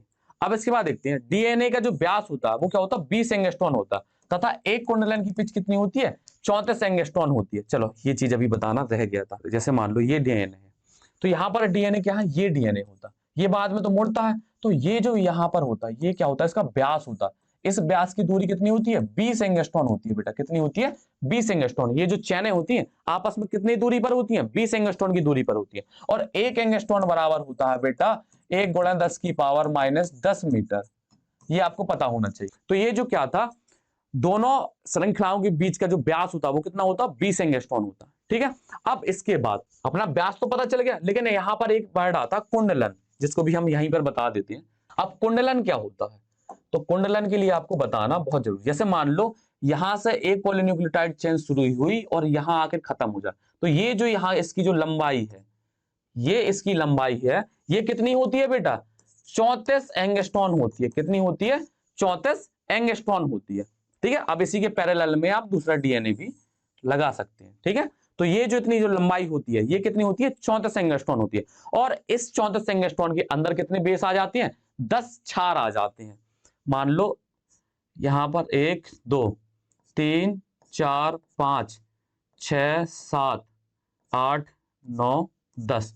अब इसी तरह भी 10 यहां पर लगे होंगे। अब वो क्षार कुछ भी हो सकते हैं, एडेनिन, ग्वानिन, थाइमिन, इस तरीके से क्या होते हैं, 10 क्षार लगे रहते हैं। ठीक है, तो जो हमारी क्या होती है, इन दोनों लड़ियों के बीच का जो व्यास होता है वो कितना होता है, 20 एंगस्ट्रॉन होता है। और एक कुंडलन की लंबाई कितनी होती है, 34 एंगस्ट्रॉन। कुंडलन में बेटा कभी कंफ्यूज ना होना, कुंडलन ये होता है, जैसे मान लो ये लाइन खींचिए, यहां से डीएनए शुरू हुआ और यहां आकर के खत्म हो जाए, तो ये जो लंबाई होती है ये होता है इसका क्या, कुंडलन, या इसको पिच भी बोलते हैं। क्या बोलते हैं इसको, पिच भी बोलते हैं। ठीक है बेटा, तो जैसे आपने क्रिकेट देखी होगी, जो मान लो इस स्टंप से लेकर के आगे वाले स्टंप के बीच की डिस्टेंस को हम क्या बोलते हैं, पिच बोलते हैं। इसी प्रकार से इस कुंडलन से लेकर के यहां तक के मुड़ाव को हम क्या बोलेंगे, पिच बोल देंगे बेटा। ठीक है, तो इसकी दूरी कितनी होती है, 34 एंगस्ट्रॉन होती है। अब यहां पर आपको एक चीज और पूछी बताई गई है उसमें कि दो बेस, जैसे मान लो यहां पर ये क्षार लगे हैं, क्या लगे हैं, क्षार, तो इन दो क्षारों की बीच की दूरी कितनी होती है, 3.4 एंगस्ट्रॉन होती है। कितनी होती है बेटा, 3.4 एंगस्ट्रॉन होती है।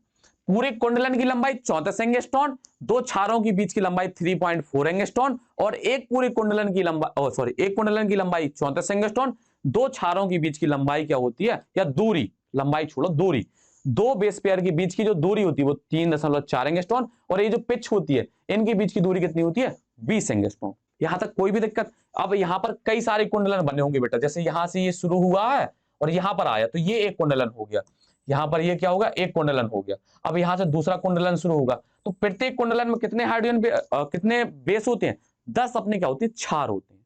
कितने क्षार होते हैं, क्षार 10 होते हैं। जो क्षारों का क्या होता है, जोड़ा होता है, वो कितने होते हैं, 10 होते हैं बेटा, कितने होते हैं, 10। बाकी अभी तो अपन क्या करना है, डीएनए कुंडलिंग पढ़नी है, अभी डीएनए की पैकेजिंग वगैरह पढ़ेंगे तो फिर से अभी इसी का जिक्र होगा वहां पर, ठीक है। ये तो क्या था, डबल हेलिक्स मॉडल पढ़ा है हमने, तो इसमें बता दे रहे कि उन्होंने कौन कौन सी चीजें कवर की थी। तो डीएनए का व्यास कितना होता, 20 एंगस्ट्रॉन, व्यास आपको बता दिया। इन ये जो व्यास, ये जो पेन जितने हाथों में आया ये 20 एंगस्ट्रॉन का होना चाहिए, पेन की लंबाई, ये इसका व्यास होता है का एक कुंडलन। अब पिच की दूरी कितनी होती है, ये मान लो हमारे डीएनए ये ऐसे मुड़ जाए तो ये इसकी पिच की दूरी कितनी होती है, 34 एंगस्ट्रॉन। इस पिच में कितने नाइट्रोजन बेस आ जाती है, 10 नाइट्रोजन क्षार युग्म आ जाते हैं। ऐसा नहीं आपने जैसे मान लो यहाँ डीएनए लिखा तो इस साइड के 5 गिन लिए, इस साइड के 5 गिन लिए, नहीं बेटा, पूरा ये क्षार 10 होने चाहिए। ये जो बेस पेयर है ये कितने होने चाहिए, 10 होने चाहिए। मतलब एडेनिन थाइमिन का जो जोड़ा है उसी उसी प्रकार से कितने 10 जोड़े होने चाहिए एडेनिन थाइमिन। उनके बीच की जो दूरी होती है वो कितनी होती है, 3.4 एंगस्ट्रॉन होती है, और 1 एंगस्ट्रॉन बराबर 1 × 10⁻⁻10 मीटर होता है बेटा। तो डीएनए में एडेनिन थाइमिन से, एडेनिन थाइमिन डबल बॉन्ड के द्वारा, ये ट्रिपल बॉन्ड के द्वारा जुड़े होते हैं, इसलिए एडेनिन की संख्या थाइमिन के बराबर, ये सब आपको पता चला। तो अपना जैसा कि डबल हेलिक्स मॉडल क्या कंप्लीट हो चुका। अब हमें कहां पहुंचना, सेंट्रल डोग्मा। हमें कहां पहुंचना है, अपने सेंट्रल डोग्मा पर पहुंचना। कहां पहुंचना, सेंट्रल डोग्मा। अब आप सोच रहे होंगे सेंट्रल डोग्मा है क्या, ये कौन सी बला है जो अभी तक आपने नहीं सुनी थी। तो आपकी ऐसी कई नई बलाओं से परिचित होना है इस चैप्टर में। तो सेंट्रल डोग्मा होता क्या है, आपको इतना तो पता है कि जो डबल हेलिक्स मॉडल था वो दिया किसने था, वाटसन और क्रिक, दोनों ने साथ मिलकर के दिया था, ठीक है, इतना हो गया। लेकिन जो हमारे फ्रांसिस क्रिक थे, ये भैया कहते बहुत चालू आदमी थे। क्या थे, बहुत चालू, चतुर, जानते हो आप, बहुत चतुर थे। मतलब इन्होंने पहले साथ में डबल हेलिक्स मॉडल दिया, लेकिन ये यहां नहीं रुके। इन्होंने ना क्या किया, अपने मॉलिकुलर बायोलॉजी, मतलब जो क्या, मतलब मॉलिक्यूलर लेवल पर जो बायोलॉजी का अध्ययन होता है, जैसे अपना कि डीएनए को और आगे कैसे, मतलब ये जो इन्फॉर्मेशन जा रही है कैसे जाती है, इस पर उन्होंने क्या किया, रिसर्च करना शुरू कर दिया। इतना तो पता चल गया था कि इन्फॉर्मेशन कहाँ होती है, डीएनए। डीएनए के बारे में पता कर लिया, पूरी स्ट्रक्चर पता कर ली, किससे मिलकर के बना ये पता था ऑलरेडी। ये सब पता होने के बाद इन्होंने क्या किया, डीएनए पर और ज्यादा अध्ययन किया, और उन्होंने पता किया कि जो डीएनए के अंदर ये जो सूचनाएं हैं वो कैसे आगे बढ़ती हैं, कैसे आगे जाते हैं। तो इसके आधार पर उन्होंने एक सिद्धांत दिया जिसे हम क्या बोलते हैं, सेंट्रल डोग्मा कहते हैं। तो इनके कहने का ये मतलब था कि जो डीएनए होता है, क्या होता अपना डीएनए, डीएनए क्या करता, अपनी सूचनाओं से किसका निर्माण करता, आरएनए का निर्माण करता। किसका निर्माण करता, आरएनए का। और आरएनए से ही किसका निर्माण होता, प्रोटीन का निर्माण होता। किसका निर्माण होता, प्रोटीन। और प्रोटीन ही क्या करती है, किसी लक्षण को प्रदर्शित करने की कैपेसिटी रखती है, उसका एक गुण होता है या प्रॉपर्टी होती है। प्रोटीन ही डिसाइड करती है किसी भी कैरेक्टर को, डीएनए जाके डिसाइड नहीं करता। डीएनए क्या बनाएगा, आरएनए बनाएगा, आरएनए से क्या बनेगी, प्रोटीन बनेगी, और प्रोटीन जाकर के डिसाइड करती है किसी भी कैरेक्टर को। तो मान लो गांव में क्या थी, पंचायत जुड़ी। आप पंचायत तो जानते हो, गांव साइड अगर परिचित हैं, नहीं में तो मान लीजिए पंचायत वर्ड से आप परिचित होंगे। वहां पर एक मुखिया होता है, वहां में अपने क्या करनी है, अपने सिद्धांत मतलब एक हिसाब से लागू करवाने होते हैं। तो अपने कौन से थे, फ्रांसिस क्रिक भैया थे। इन्होंने क्या किया, इन्होंने बताया कि जो डीएनए होता है, तो डीएनए से सूचनाएं आरएनए में जाती हैं, आरएनए से सूचनाएं कहां जाती हैं, प्रोटीन में जाती हैं।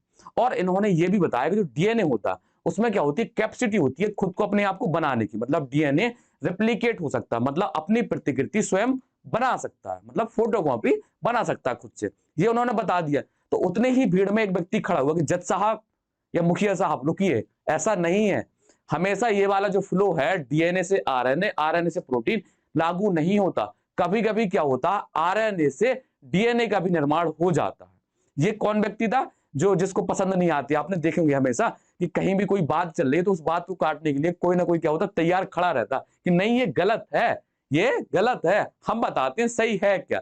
तो इसी प्रकार से जब अपने क्या थे, सेंट्रल डोग्मा जब सिद्धांत दिया किन्होंने, फ्रांसिस क्रिक भैया ने, वाटसन को इन्होंने छोड़ दिया कि वाटसन भैया टाटा बाय बाय, अपना एक मॉडल था साथ में हमने दे दिया, अब हमें अपना आगे का नया धंधा चालू करना। तो उन्होंने क्या दिया, अपना सेंट्रल डोग्मा दिया। क्या दिया, सेंट्रल डोग्मा। तो सेंट्रल डोग्मा बताता क्या है कि डीएनए से आरएनए का निर्माण होता और आरएनए से प्रोटीन का निर्माण होता। इस प्रकार से अब प्रोटीन डिसाइड करती है किसी भी कैरेक्टर को। प्रोटीन क्या करती है? लक्षण को या कैरेक्टर को करती है, डिसाइड करती है। अब आप सोच रहे होंगे कि डीएनए से आरएनए कैसे बनता, आरएनए से प्रोटीन कैसे बनता, तो ये अभी आगे आपको बताना है, बस आपको वीडियो में बने रहना। बस आप इतना समझ लीजिए कि डीएनए से आरएनए का जो निर्माण होता उसे हम बोलते हैं अनुलेखन, ट्रांसक्रिप्शन, और आरएनए से प्रोटीन का जो निर्माण होता है उसे हम बोलते हैं अनुवादन या ट्रांसलेशन।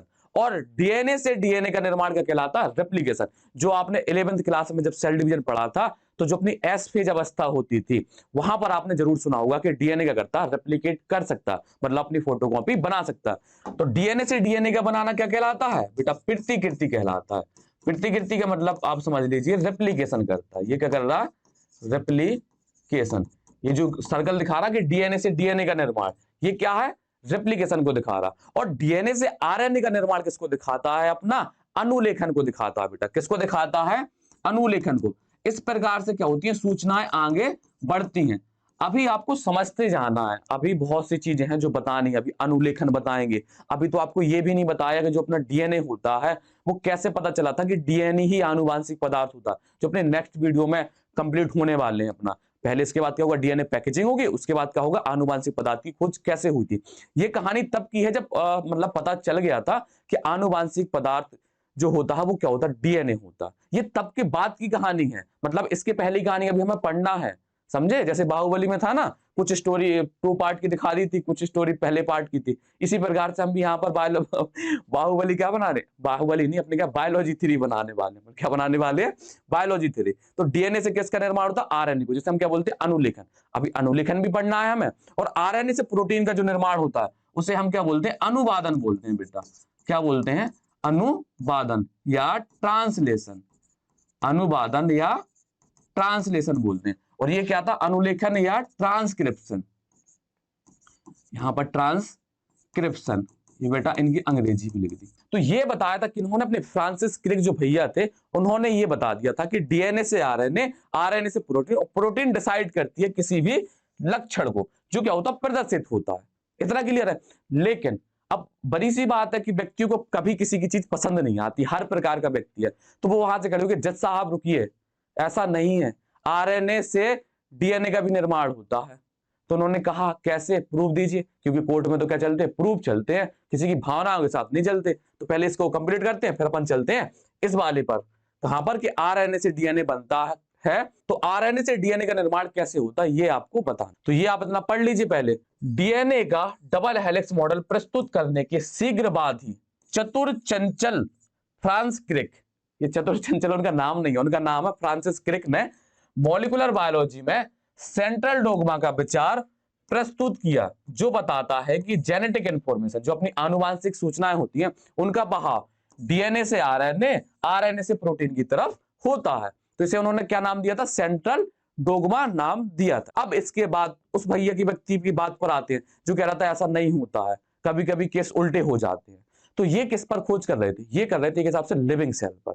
अब लिविंग सेल में कौन आ रही थी? अपनी प्रोकैरियोटिक और यूकैरियोटिक। तो प्रोकैरियोटिक और यूकैरियोटिक की जो कोशिकाएं होती हैं उनका नेचर तो यही होता है, लेकिन जो भैया वो खड़े हुए थे जिन्होंने कहा था कि ऐसा नहीं होता, विपरीत भी होता, वो कर रहे थे उस टाइम पर किसका? वायरस पर अध्ययन। अब आपको पता है वायरस हमेशा उल्टी कहानी है इनकी, ये कभी सीधे नहीं चलने वाले। तो ये इन्होंने अध्ययन किया था रेट्रो वायरस पर। किस पर अध्ययन किया था? Retro virus. आपको बताया था कि जो वायरस होते हैं उनमें आनुवांशिक पदार्थ डीएनए और आरएनए दोनों हो सकते हैं, मतलब एक वायरस में एक टाइम पर एक ही आनुवांशिक पदार्थ हुआ, ऐसा नहीं डीएनए आरएनए दोनों को उठा के पटक दिया। तो आपको ये बता चुके थे कि डीएनए में वायरस या विषाणु में आनुवांशिक पदार्थ की तरह काम कौन कर सकता है? अपना डीएनए भी कर सकता है और आरएनए भी कर सकता है। अब डीएनए भी 2 प्रकार के, डबल स्टैंड, जैसे ये डबल स्टैंड वाला होता है, ये कैसा होता है अपना? ये डबल स्टैंड डीएनए होता है, और ये सिंगल स्टैंड डीएनए। तो जो अपने आरएन क्या होती है? वायरस होते हैं, विषाणु होते हैं, इसमें डबल स्टैंड डीएनए भी काम कर सकता है और सिंगल स्टैंड डीएनए भी हो सकता है। लेकिन इन्होंने क्या बताया? इन्होंने अध्ययन किया था आरएनए के ऊपर। एक वायरस होता है रेट्रोवायरस। रेट्रोवायरस उन्हें बोलते हैं जिनके अंदर बेटा आनुवांशिक पदार्थ क्या होता? आरएनए होता, उसे हम क्या बोलते हैं? रेट्रोवायरस। तो अपना जो कोविड वाला वायरस था वो भी क्या था? रेट्रोवायरस था। अब आगे कभी बात करेंगे रेट्रोवायरस क्या होता है, और अगर टाइम मिलेगा तो आगे बताएंगे, क्योंकि ये लेक्चर वैसे भी क्या बहुत लंबा जा रहा, तो इस लेक्चर को ज्यादा लेंथी नहीं करेंगे। यहीं पर इसको रैप अप करेंगे, इसी को बता करके अनुलेखन को। अगले चैप्टर में हो सकेगा तो हम रेट्रोवायरस के बारे में आपको बता देंगे। आपको इतना समझना कि रेट्रोवायरस जो अपने विषाणु होती है, रेट्रोवायरस विषाणु होते हैं, उसमें जो आनुवांशिक पदार्थ होता है वो क्या होता है, आरएनए। अब आपको एक जानकारी बताएं कि कभी भी आरएनए से आरएनए का निर्माण नहीं होता। आपको यहां पर एक पेज ऐड करें, आपको क्या बताना है कि कभी भी आरएनए से आरएनए का निर्माण नहीं होता बेटा। क्या होता, आरएनए से आरएनए का निर्माण नहीं होता, लेकिन डीएनए से डीएनए का निर्माण जरूर हो रहा था। ये आपने सुना था, तो ये तो क्या था, करेक्ट था, लेकिन ये क्या था, इनकरेक्ट था। तो किया क्या जाए, तो इसके लिए क्या थे जिन्होंने कमी निकाली, उन्होंने बताया। उन्होंने क्या बताया कि क्या होता, जो वायरस होता है, अब जैसे मान लीजिए ये कोशिका में वायरस है, ये कोशिका में मान लीजिए वायरस, इसके अंदर ये आरएनए भरा। अब इसे अपना क्या करनी है, अपनी संख्या बढ़ानी है। और संख्या कैसे बढ़ाते थे, अपने आनुवांशिक पदार्थ को बढ़ा करके, मतलब संख्या में ज्यादा करके अपने आप को फैलाते थे। लेकिन इनमें ये कैपेसिटी नहीं है कि आरएनए से आरएनए बना ले, जबकि डीएनए में कैपेसिटी है। डीएनए अपना क्या हो सकता है, फोटोकॉपी बना सकता है कई सारी, ठीक है, लेकिन आरएनए नहीं बना सकता। तो आरएनए सोचा किया क्या जाए, तो आरएनए क्या करता है, आरएनए पहले किसको बनाएगा, डीएनए को बनाएगा। किसको बनाएगा, डीएनए को। और फिर इस डीएनए से क्या करेगा, अपने आरएनए बना लेगा बहुत सारे। क्या बना लेगा, बहुत सारे अपने आरएनए बना लेगा। ये जो प्रोसेस होती है रेट्रोवायरस में, इस प्रकार से काम करती है। तो उनके कहने का मतलब ये था कि जो रेट्रोवायरस होते हैं, रेट्रोवायरस में क्या होता है कि अपने जो आरएनए होता है, आरएनए पहले डीएनए का निर्माण करेगा, फिर वो जाकर के डीएनए जो बन चुका है, क्यों, क्योंकि डीएनए में तो कैपेसिटी होती है अपनी फोटोकॉपी बनाने की। तो जो वो डीएनए बना, अब वो कई सारी फोटोकॉपी बनाएगा और उन फोटोकॉपी से वही आरएनए बन जाएगा जो क्या था, जनक वाले वायरस में था। जनक मतलब जो एक वायरस आया था उसके अंदर जो आरएनए था, उसने होस्ट पर आक्रमण करके उसके डीएनए को अपने यूज में, अपने कब्जे में लिया, उससे आरएनए और डीएनए बनवाए सारे, बहुत सारे। फिर उस डीएनए से अपने जैसे कई सारे आरएनए बनाए और फिर उन्होंने रोग को फैला दिया। देखो वायरस काम कैसे करता है आपको बताएं, जो हमारा आरएनए कैसे वर्क करेगा। मान लीजिए कोई होस्ट सेल है, होस्ट सेल मतलब जिसके ऊपर आक्रमण करता है, होस्ट तो आप जानते हो, ठीक है, और गेस्ट अपने कौन है, वायरस भैया है। अपने कौन से आए, वायरस भैया आए, इसके ऊपर अटैक किया। अब वायरस के पास क्या है, ये सिंगल स्ट्रैंड आरएनए है, ये क्या है, सिंगल स्ट्रैंड आरएनए। और आरएनए को आपको पता है कि आरएनए खुद से रेप्लिकेट नहीं हो सकता। तो इसके अंदर मान लो ये जो होस्ट है, इसके अंदर डीएनए उपस्थित था। क्या था उपस्थित, डीएनए। तो इन्होंने क्या किया, इसके ऊपर आक्रमण किया। किस पर आक्रमण किया, इस डीएनए पर। अब ऐसे तो है नहीं कि मतलब आया और तुमने कह दिया कि नहीं चलो चलो बनाओ, और उसने बना भी दिया। क्या होता है, ये जो वायरस होते हैं इनके पास एक एंजाइम भी होता है। क्या होता है, एक एंजाइम होता है जिसका नाम होता है रिवर्स ट्रांसक्रिप्टेज एंजाइम होता है। रिवर्स ट्रांसक्रिप्टेज एंजाइम होता है। क्या, कौन सा एंजाइम होता है अपना, रिवर्स ट्रांसक्रिप्टेज। अब आपको पता है ट्रांसक्रिप्शन क्या कहलाती है, ट्रांसक्रिप्टेज क्या कहलाता है, डीएनए से आरएनए बनाना। अगर ट्रांसक्रिप्टेज होगा तो डीएनए से आरएनए बनाएगा, जो ट्रांसक्रिप्टेज एंजाइम। अब इन सब एंजाइमों के नाम मिलेंगे बेटा, बस आपको करना थोड़ा सा, हर बार कहते हैं ना, थोड़ा सा पेशेंस आपको बना के चलना है। तो जो वायरस होती है अपने रेट्रोवायरस होते हैं, इनके अंदर एक एंजाइम होता है जिसका नाम होता है रिवर्स ट्रांसक्रिप्टेज, जो क्या करता है, आरएनए से डीएनए बनाने की कैपेसिटी रखता है। तो ये जो आरएनए आया, इसने इस डीएनए से क्या बनवा लिया, इस वाले आरएनए के डीएनए बन गए।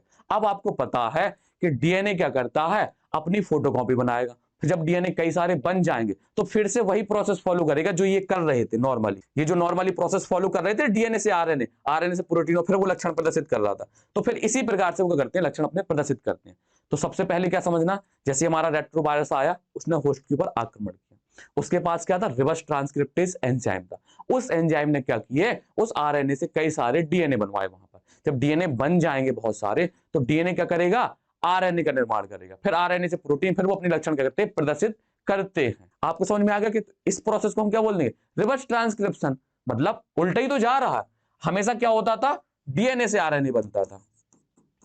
मतलब जो अपनी मैक्सिमम सेल है उसमें डीएनए से आरएनए बनता था, लेकिन यहां पर हो क्या रहा, आरएनए से डीएनए बन रहा। तो ये अपना क्या हो जाएगा, रिवर्स हो जाएगा। आप बेटा रिवर्स का तो समझते हो, गाड़ी चलाई को रिवर्स गियर डाल लो भैया, पीछे की तरफ चले जाओ। तो ये कहां हो गए, पीछे की तरफ आ गए। कहां आ गए, पीछे की तरफ आ गए बेटा, ठीक है। तो इसे हमने क्या बोल दिया, रिवर्स ट्रांसक्रिप्शन या रिवर्स अनुलेखन बेटा। अब आगे समझ में, रीजन क्या था? क्योंकि ये जो आरएनए होते हैं इनके पास क्या होता है, एक एंजाइम होता है। इस एंजाइम का नाम क्या होता है? रिवर्स ट्रांसक्रिप्टेज, जो कैपेसिटी रखता है आरएनए से डीएनए बनाने की बेटा। और जो अपने नॉर्मल होते हैं, जैसे जो भी अपने प्रोकैरियोटिक है, यूकैरियोटिक है, उनमें जो एंजाइम होता है उसमें एंजाइम होता है ट्रांसक्रिप्टेज, जो डीएनए से आरएनए बनाने की कैपेसिटी रखता है। तो इसी आधार पर वो जो सिद्धांत दिया था, उन्होंने ऐसे नहीं कि मतलब खड़े हो गए, बात पसंद नहीं आई तो ऐसे कह दिया कि अरे ये गलत है, गलत है, गलत है। नहीं भाई, उन्होंने प्रूफ दिया था। क्योंकि कोर्ट में क्या चलते हैं? प्रूफ चलते हैं। मूवी तो देखते होगे ना, कहते हैं कोर्ट में क्या चाहिए? प्रूफ चाहिए। तो उन्होंने प्रूफ दिया कि लो भाई देखो, अपने जो रेट्रोवायरस हैं, रेट्रोवायरस के पास क्या होता है? ट्रांसक्रिप्टेज एंजाइम होता है। और वो ट्रांसक्रिप्टेज एंजाइम क्या करता है? आरएनए से डीएनए बनाने की कैपेसिटी रखता है। तो इस वाली पूरी प्रोसेस को उन्होंने क्या नाम दे दिया? रिवर्स प्रतिलेखन या रिवर्स ट्रांसक्रिप्टेशन या रिवर्स ट्रांसक्रिप्शन। कुछ वायरस, ठीक है। अब वायरस कौन से होते हैं बेटा? रेट्रोवायरस होते हैं। इनका नाम भी चलो लिख के बता दें, क्या होते हैं अपने कुछ वायरस कौन से होते हैं बेटा? रेट्रोवायरस होते हैं। अब रेट्रोवायरस में कौन से अपने वो होते हैं? तो जो अपने क्या होते हैं? रेट्रोवायरस होते हैं। इनके पास क्या होता है? आरएनए होता है बेटा। क्या होता है? आरएनए। और इनके साथ ही साथ इनके पास क्या होता है? रिवर्स ट्रांसक्रिप्टेज एंजाइम होता है। इतना क्लियर? ये आपको याद रखना है। अगर याद रह जाए तो ये क्या होती है? नीट के पार्ट ऑफ व्यू से क्या होता है? इंपॉर्टेंट होता है। चलो हम यहां पर लिख भी दें, क्या होता है नीट के इंपॉर्टेंट पॉइंट। इसमें क्या होता है? रिवर्स ट्रांसक्रिप्शन किसमें होती है? वो कौन सा वायरस होगा? रेट्रोवायरस होगा। जो अपने क्या सुना आपने कोरोना के बारे में सुना था, वो अपना क्या होता था? रेट्रोवायरस होता था। ठीक है। और इसमें क्या होता है? जेनेटिक मटेरियल क्या होता है? आरएनए क्या होता है? जेनेटिक मटेरियल होता है। जेनेटिक मटेरियल तो समझते हो आप, आनुवांशिक पदार्थ जो होता है वो क्या होता है? आरएनए होता है। और इनमें जो एंजाइम होता है वो क्या होता है? रिवर्स ट्रांसक्रिप्टेज एंजाइम होता है। रिवर्स ट्रांसक्रिप्टेज क्या होता है? ये क्या होता है? एंजाइम होता है, जो क्या करता है? डीएनए से आरएनए, वो सॉरी आरएनए से डीएनए बनाने की क्या करता है? कैपेसिटी रखता है। और जब ये डीएनए बन जाएगा, एक बार जब डीएनए बन जाएगा तो डीएनए क्या करता है? बहुत सारी फोटोकॉपी बनाएगा और उस फोटोकॉपी से क्या बनाएगा? आरएनए बनाएगा। फिर उस आरएनए से प्रोटीन बनेगी और प्रोटीन से क्या होगा? वो लक्षण प्रदर्शित होने लगेगा। अब जो भी लंग्स, जो भी मतलब वायरस होगा, उसकी जो क्या होगी? नेचर होगी। मान लो उसे क्या करना है? कोरोना करना, तो वो लंग्स वाले सेल्स पर इफेक्ट करेगा, तो वो वहां पर जाके क्या करेगा? इफेक्ट अपना प्रदर्शित करेगा या प्रभाव दिखाएगा, जिससे वो रोग क्या होगा? प्रदर्शित होने लगेगा। अब रोग भी तो एक लक्षण ही है। तो क्या हुआ? रिवर्स ट्रांसक्रिप्टेज एंजाइम ने काम किया किस पर? आरएनए पर। किस पर काम किया? आरएनए पर। आरएनए ने क्या बनाया? डीएनए। अब एक बार जब डीएनए बन जाएगा तो डीएनए में कैपेसिटी होती है फोटोकॉपी करने की। तो डीएनए कई सारी फोटोकॉपी करेगा। फोटोकॉपी करने के बाद फिर से क्या करेगा? आरएनए का निर्माण करेगा। और आरएनए किसका निर्माण करेंगे? प्रोटीन का निर्माण करेंगे। और प्रोटीन क्या करेगी? लक्षण प्रदर्शित करेगी। तो सबसे पहले नंबर पर क्या होता है इसमें? सबसे पहले नंबर पर ये एक आरएनए से डीएनए बना, नंबर लिख के दे रहे बेटा। फिर दूसरे नंबर पर क्या होगा? डीएनए की क्या होगी? फोटोकॉपी बनेगी। क्या बनेगी? डीएनए की फोटोकॉपी बनेगी। और ये जो ऊपर वाला तीर दिखा रहा, ये तीसरे नंबर पर होता और ये चौथे नंबर पर होता। इस प्रकार से ये काम करता। तो ये नोट्स बहुत क्या आपको बहुत इजी वे में दिए गए हैं, तो आपको पढ़ना। और एनसीईआरटी पढ़ोगे तो आपको क्या होगा? ये क्लियर भी हो जाएंगे। तो ये क्या है, आज का हमारा टॉपिक क्या एक हिसाब से कंप्लीट होता है। यहाँ पर ये जो होच पोच हो गया है, तो इसको आपको केवल समझाने के लिए लिखा था। इसको आप चाहो तो कोई मतलब का नहीं है, ये बस केवल आपको समझाने के लिए था। ठीक है। ये अपना था इंपॉर्टेंट इस वाले फ्लो चार्ट को। ये जो रेड पेन से दिखाया है और ये नंबरिंग दिखाई बेटा, इसको याद रख लेना। आरएनए से डीएनए बनेगा, डीएनए कई सारी फोटोकॉपी कराएगा। ये जो यहाँ पर लिखा है प्रतिकृति, प्रतिकृति का मतलब होता है बेटा फोटोकॉपी। इसका मतलब क्या होता है? फोटोकॉपी होता है। क्या होता है? फोटोकॉपी। अब फोटोकॉपी नहीं जानते जो, तो वो धरती छोड़ दीजिए, आप अंतरिक्ष में चले जाइए। जो फोटोकॉपी नहीं जानते हैं कि फोटोकॉपी क्या होती है, वो बच्चे धरती छोड़ दें तो बहुत अच्छा रहेगा उनके लिए और यहाँ पर रहने वाले प्राणियों के लिए। अब आते हैं हम अपने कहां पर? लास्ट पड़ाव पर। लास्ट पड़ाव क्या होता है अपना? HW होता है, जो करना बहुत जरूरी है। और बच्चे क्या करते हैं? मक्कारी दिखा रहे हैं। HW कोई कर नहीं रहा, जाकर के कमेंट में आंसर दिया करो बेटा, तब तो पता चलेगा मास्टर को तुम पढ़ रहे हो। और पढ़ रहे हो तो कितना समझ में आ भी रहा तुम लोगों को। तो इसमें जो सबसे पहला क्वेश्चन है वो क्या कहता है? डीएनए का डबल हेलिक्स मॉडल किसने प्रस्तुत किया था? उन साइंटिस्ट का नाम बताना है। और मीसर, जो अपने क्या थे? फ्रेडरिक मीसर नामक साइंटिस्ट थे। उन्होंने जो केंद्रक के अंदर न्यूक्लिक मटेरियल देखा था, या जो न्यूक्लिक एसिड या जो पदार्थ देखा था, उसे उन्होंने नाम क्या दिया था? कुछ लोग बता देते हैं कि डीएनए का नाम दिया था। नहीं दिया था भाई, डीएनए का नाम नहीं दिया था, कुछ और नाम दिया था जो एनसीईआरटी में स्पष्ट रूप से लिखा हुआ है। इसके बाद इरविन चारगाफ ने क्या बताया था? जो अपना क्या था? फ्रेडरिक मीसर ने जो मटेरियल निकाला था उसके बारे में अपने किसने? इरविन चारगाफ भैया ने क्या बताया था? वो आपको बताना। इसके बाद सेंट्रल डोगमा का सिद्धांत किसने दिया था, उस साइंटिस्ट का नाम बताना, जो चतुर चंचल चालाक व्यक्ति था उसके बारे में बताना, जिसने अपने दोस्त को धोखा दिया था। तो उस बेवकूफ व्यक्ति के बारे में आपको बताना है, ठीक है। उसका नाम आपको कमेंट में जाकर के लिखना है, ठीक है। तो आज का ये टॉपिक क्या होता है अपना, कंप्लीट होता है। तब तक के लिए आपसे क्या होंगे, विदाई लेंगे, और आपके लिए एक बड़ा सा थैंक यू, किसके साथ, बड़ी सी स्माइल के साथ बेटा, बड़ी सी स्माइल के साथ आपसे क्या लेंगे, विदा लेंगे। तब तक के लिए वीडियो को शेयर कीजिए, लाइक कीजिए, और आंसर जरूर कमेंट कीजिए। और कमेंट कब करने हैं आंसर, जब वीडियो क्या हो जाए, प्रीमियर हो जाए। जब वीडियो क्या होता है, प्रीमियर होता है, तो उस दौरान क्या होते हैं, आपके चैट डिलीट हो जाती है, इससे पता नहीं चलता आपने आंसर क्या दिए थे। तो हमेशा आंसर आपको कब देने हैं, जब वीडियो प्रीमियर हो चुका हो। तो क्या, थैंक यू।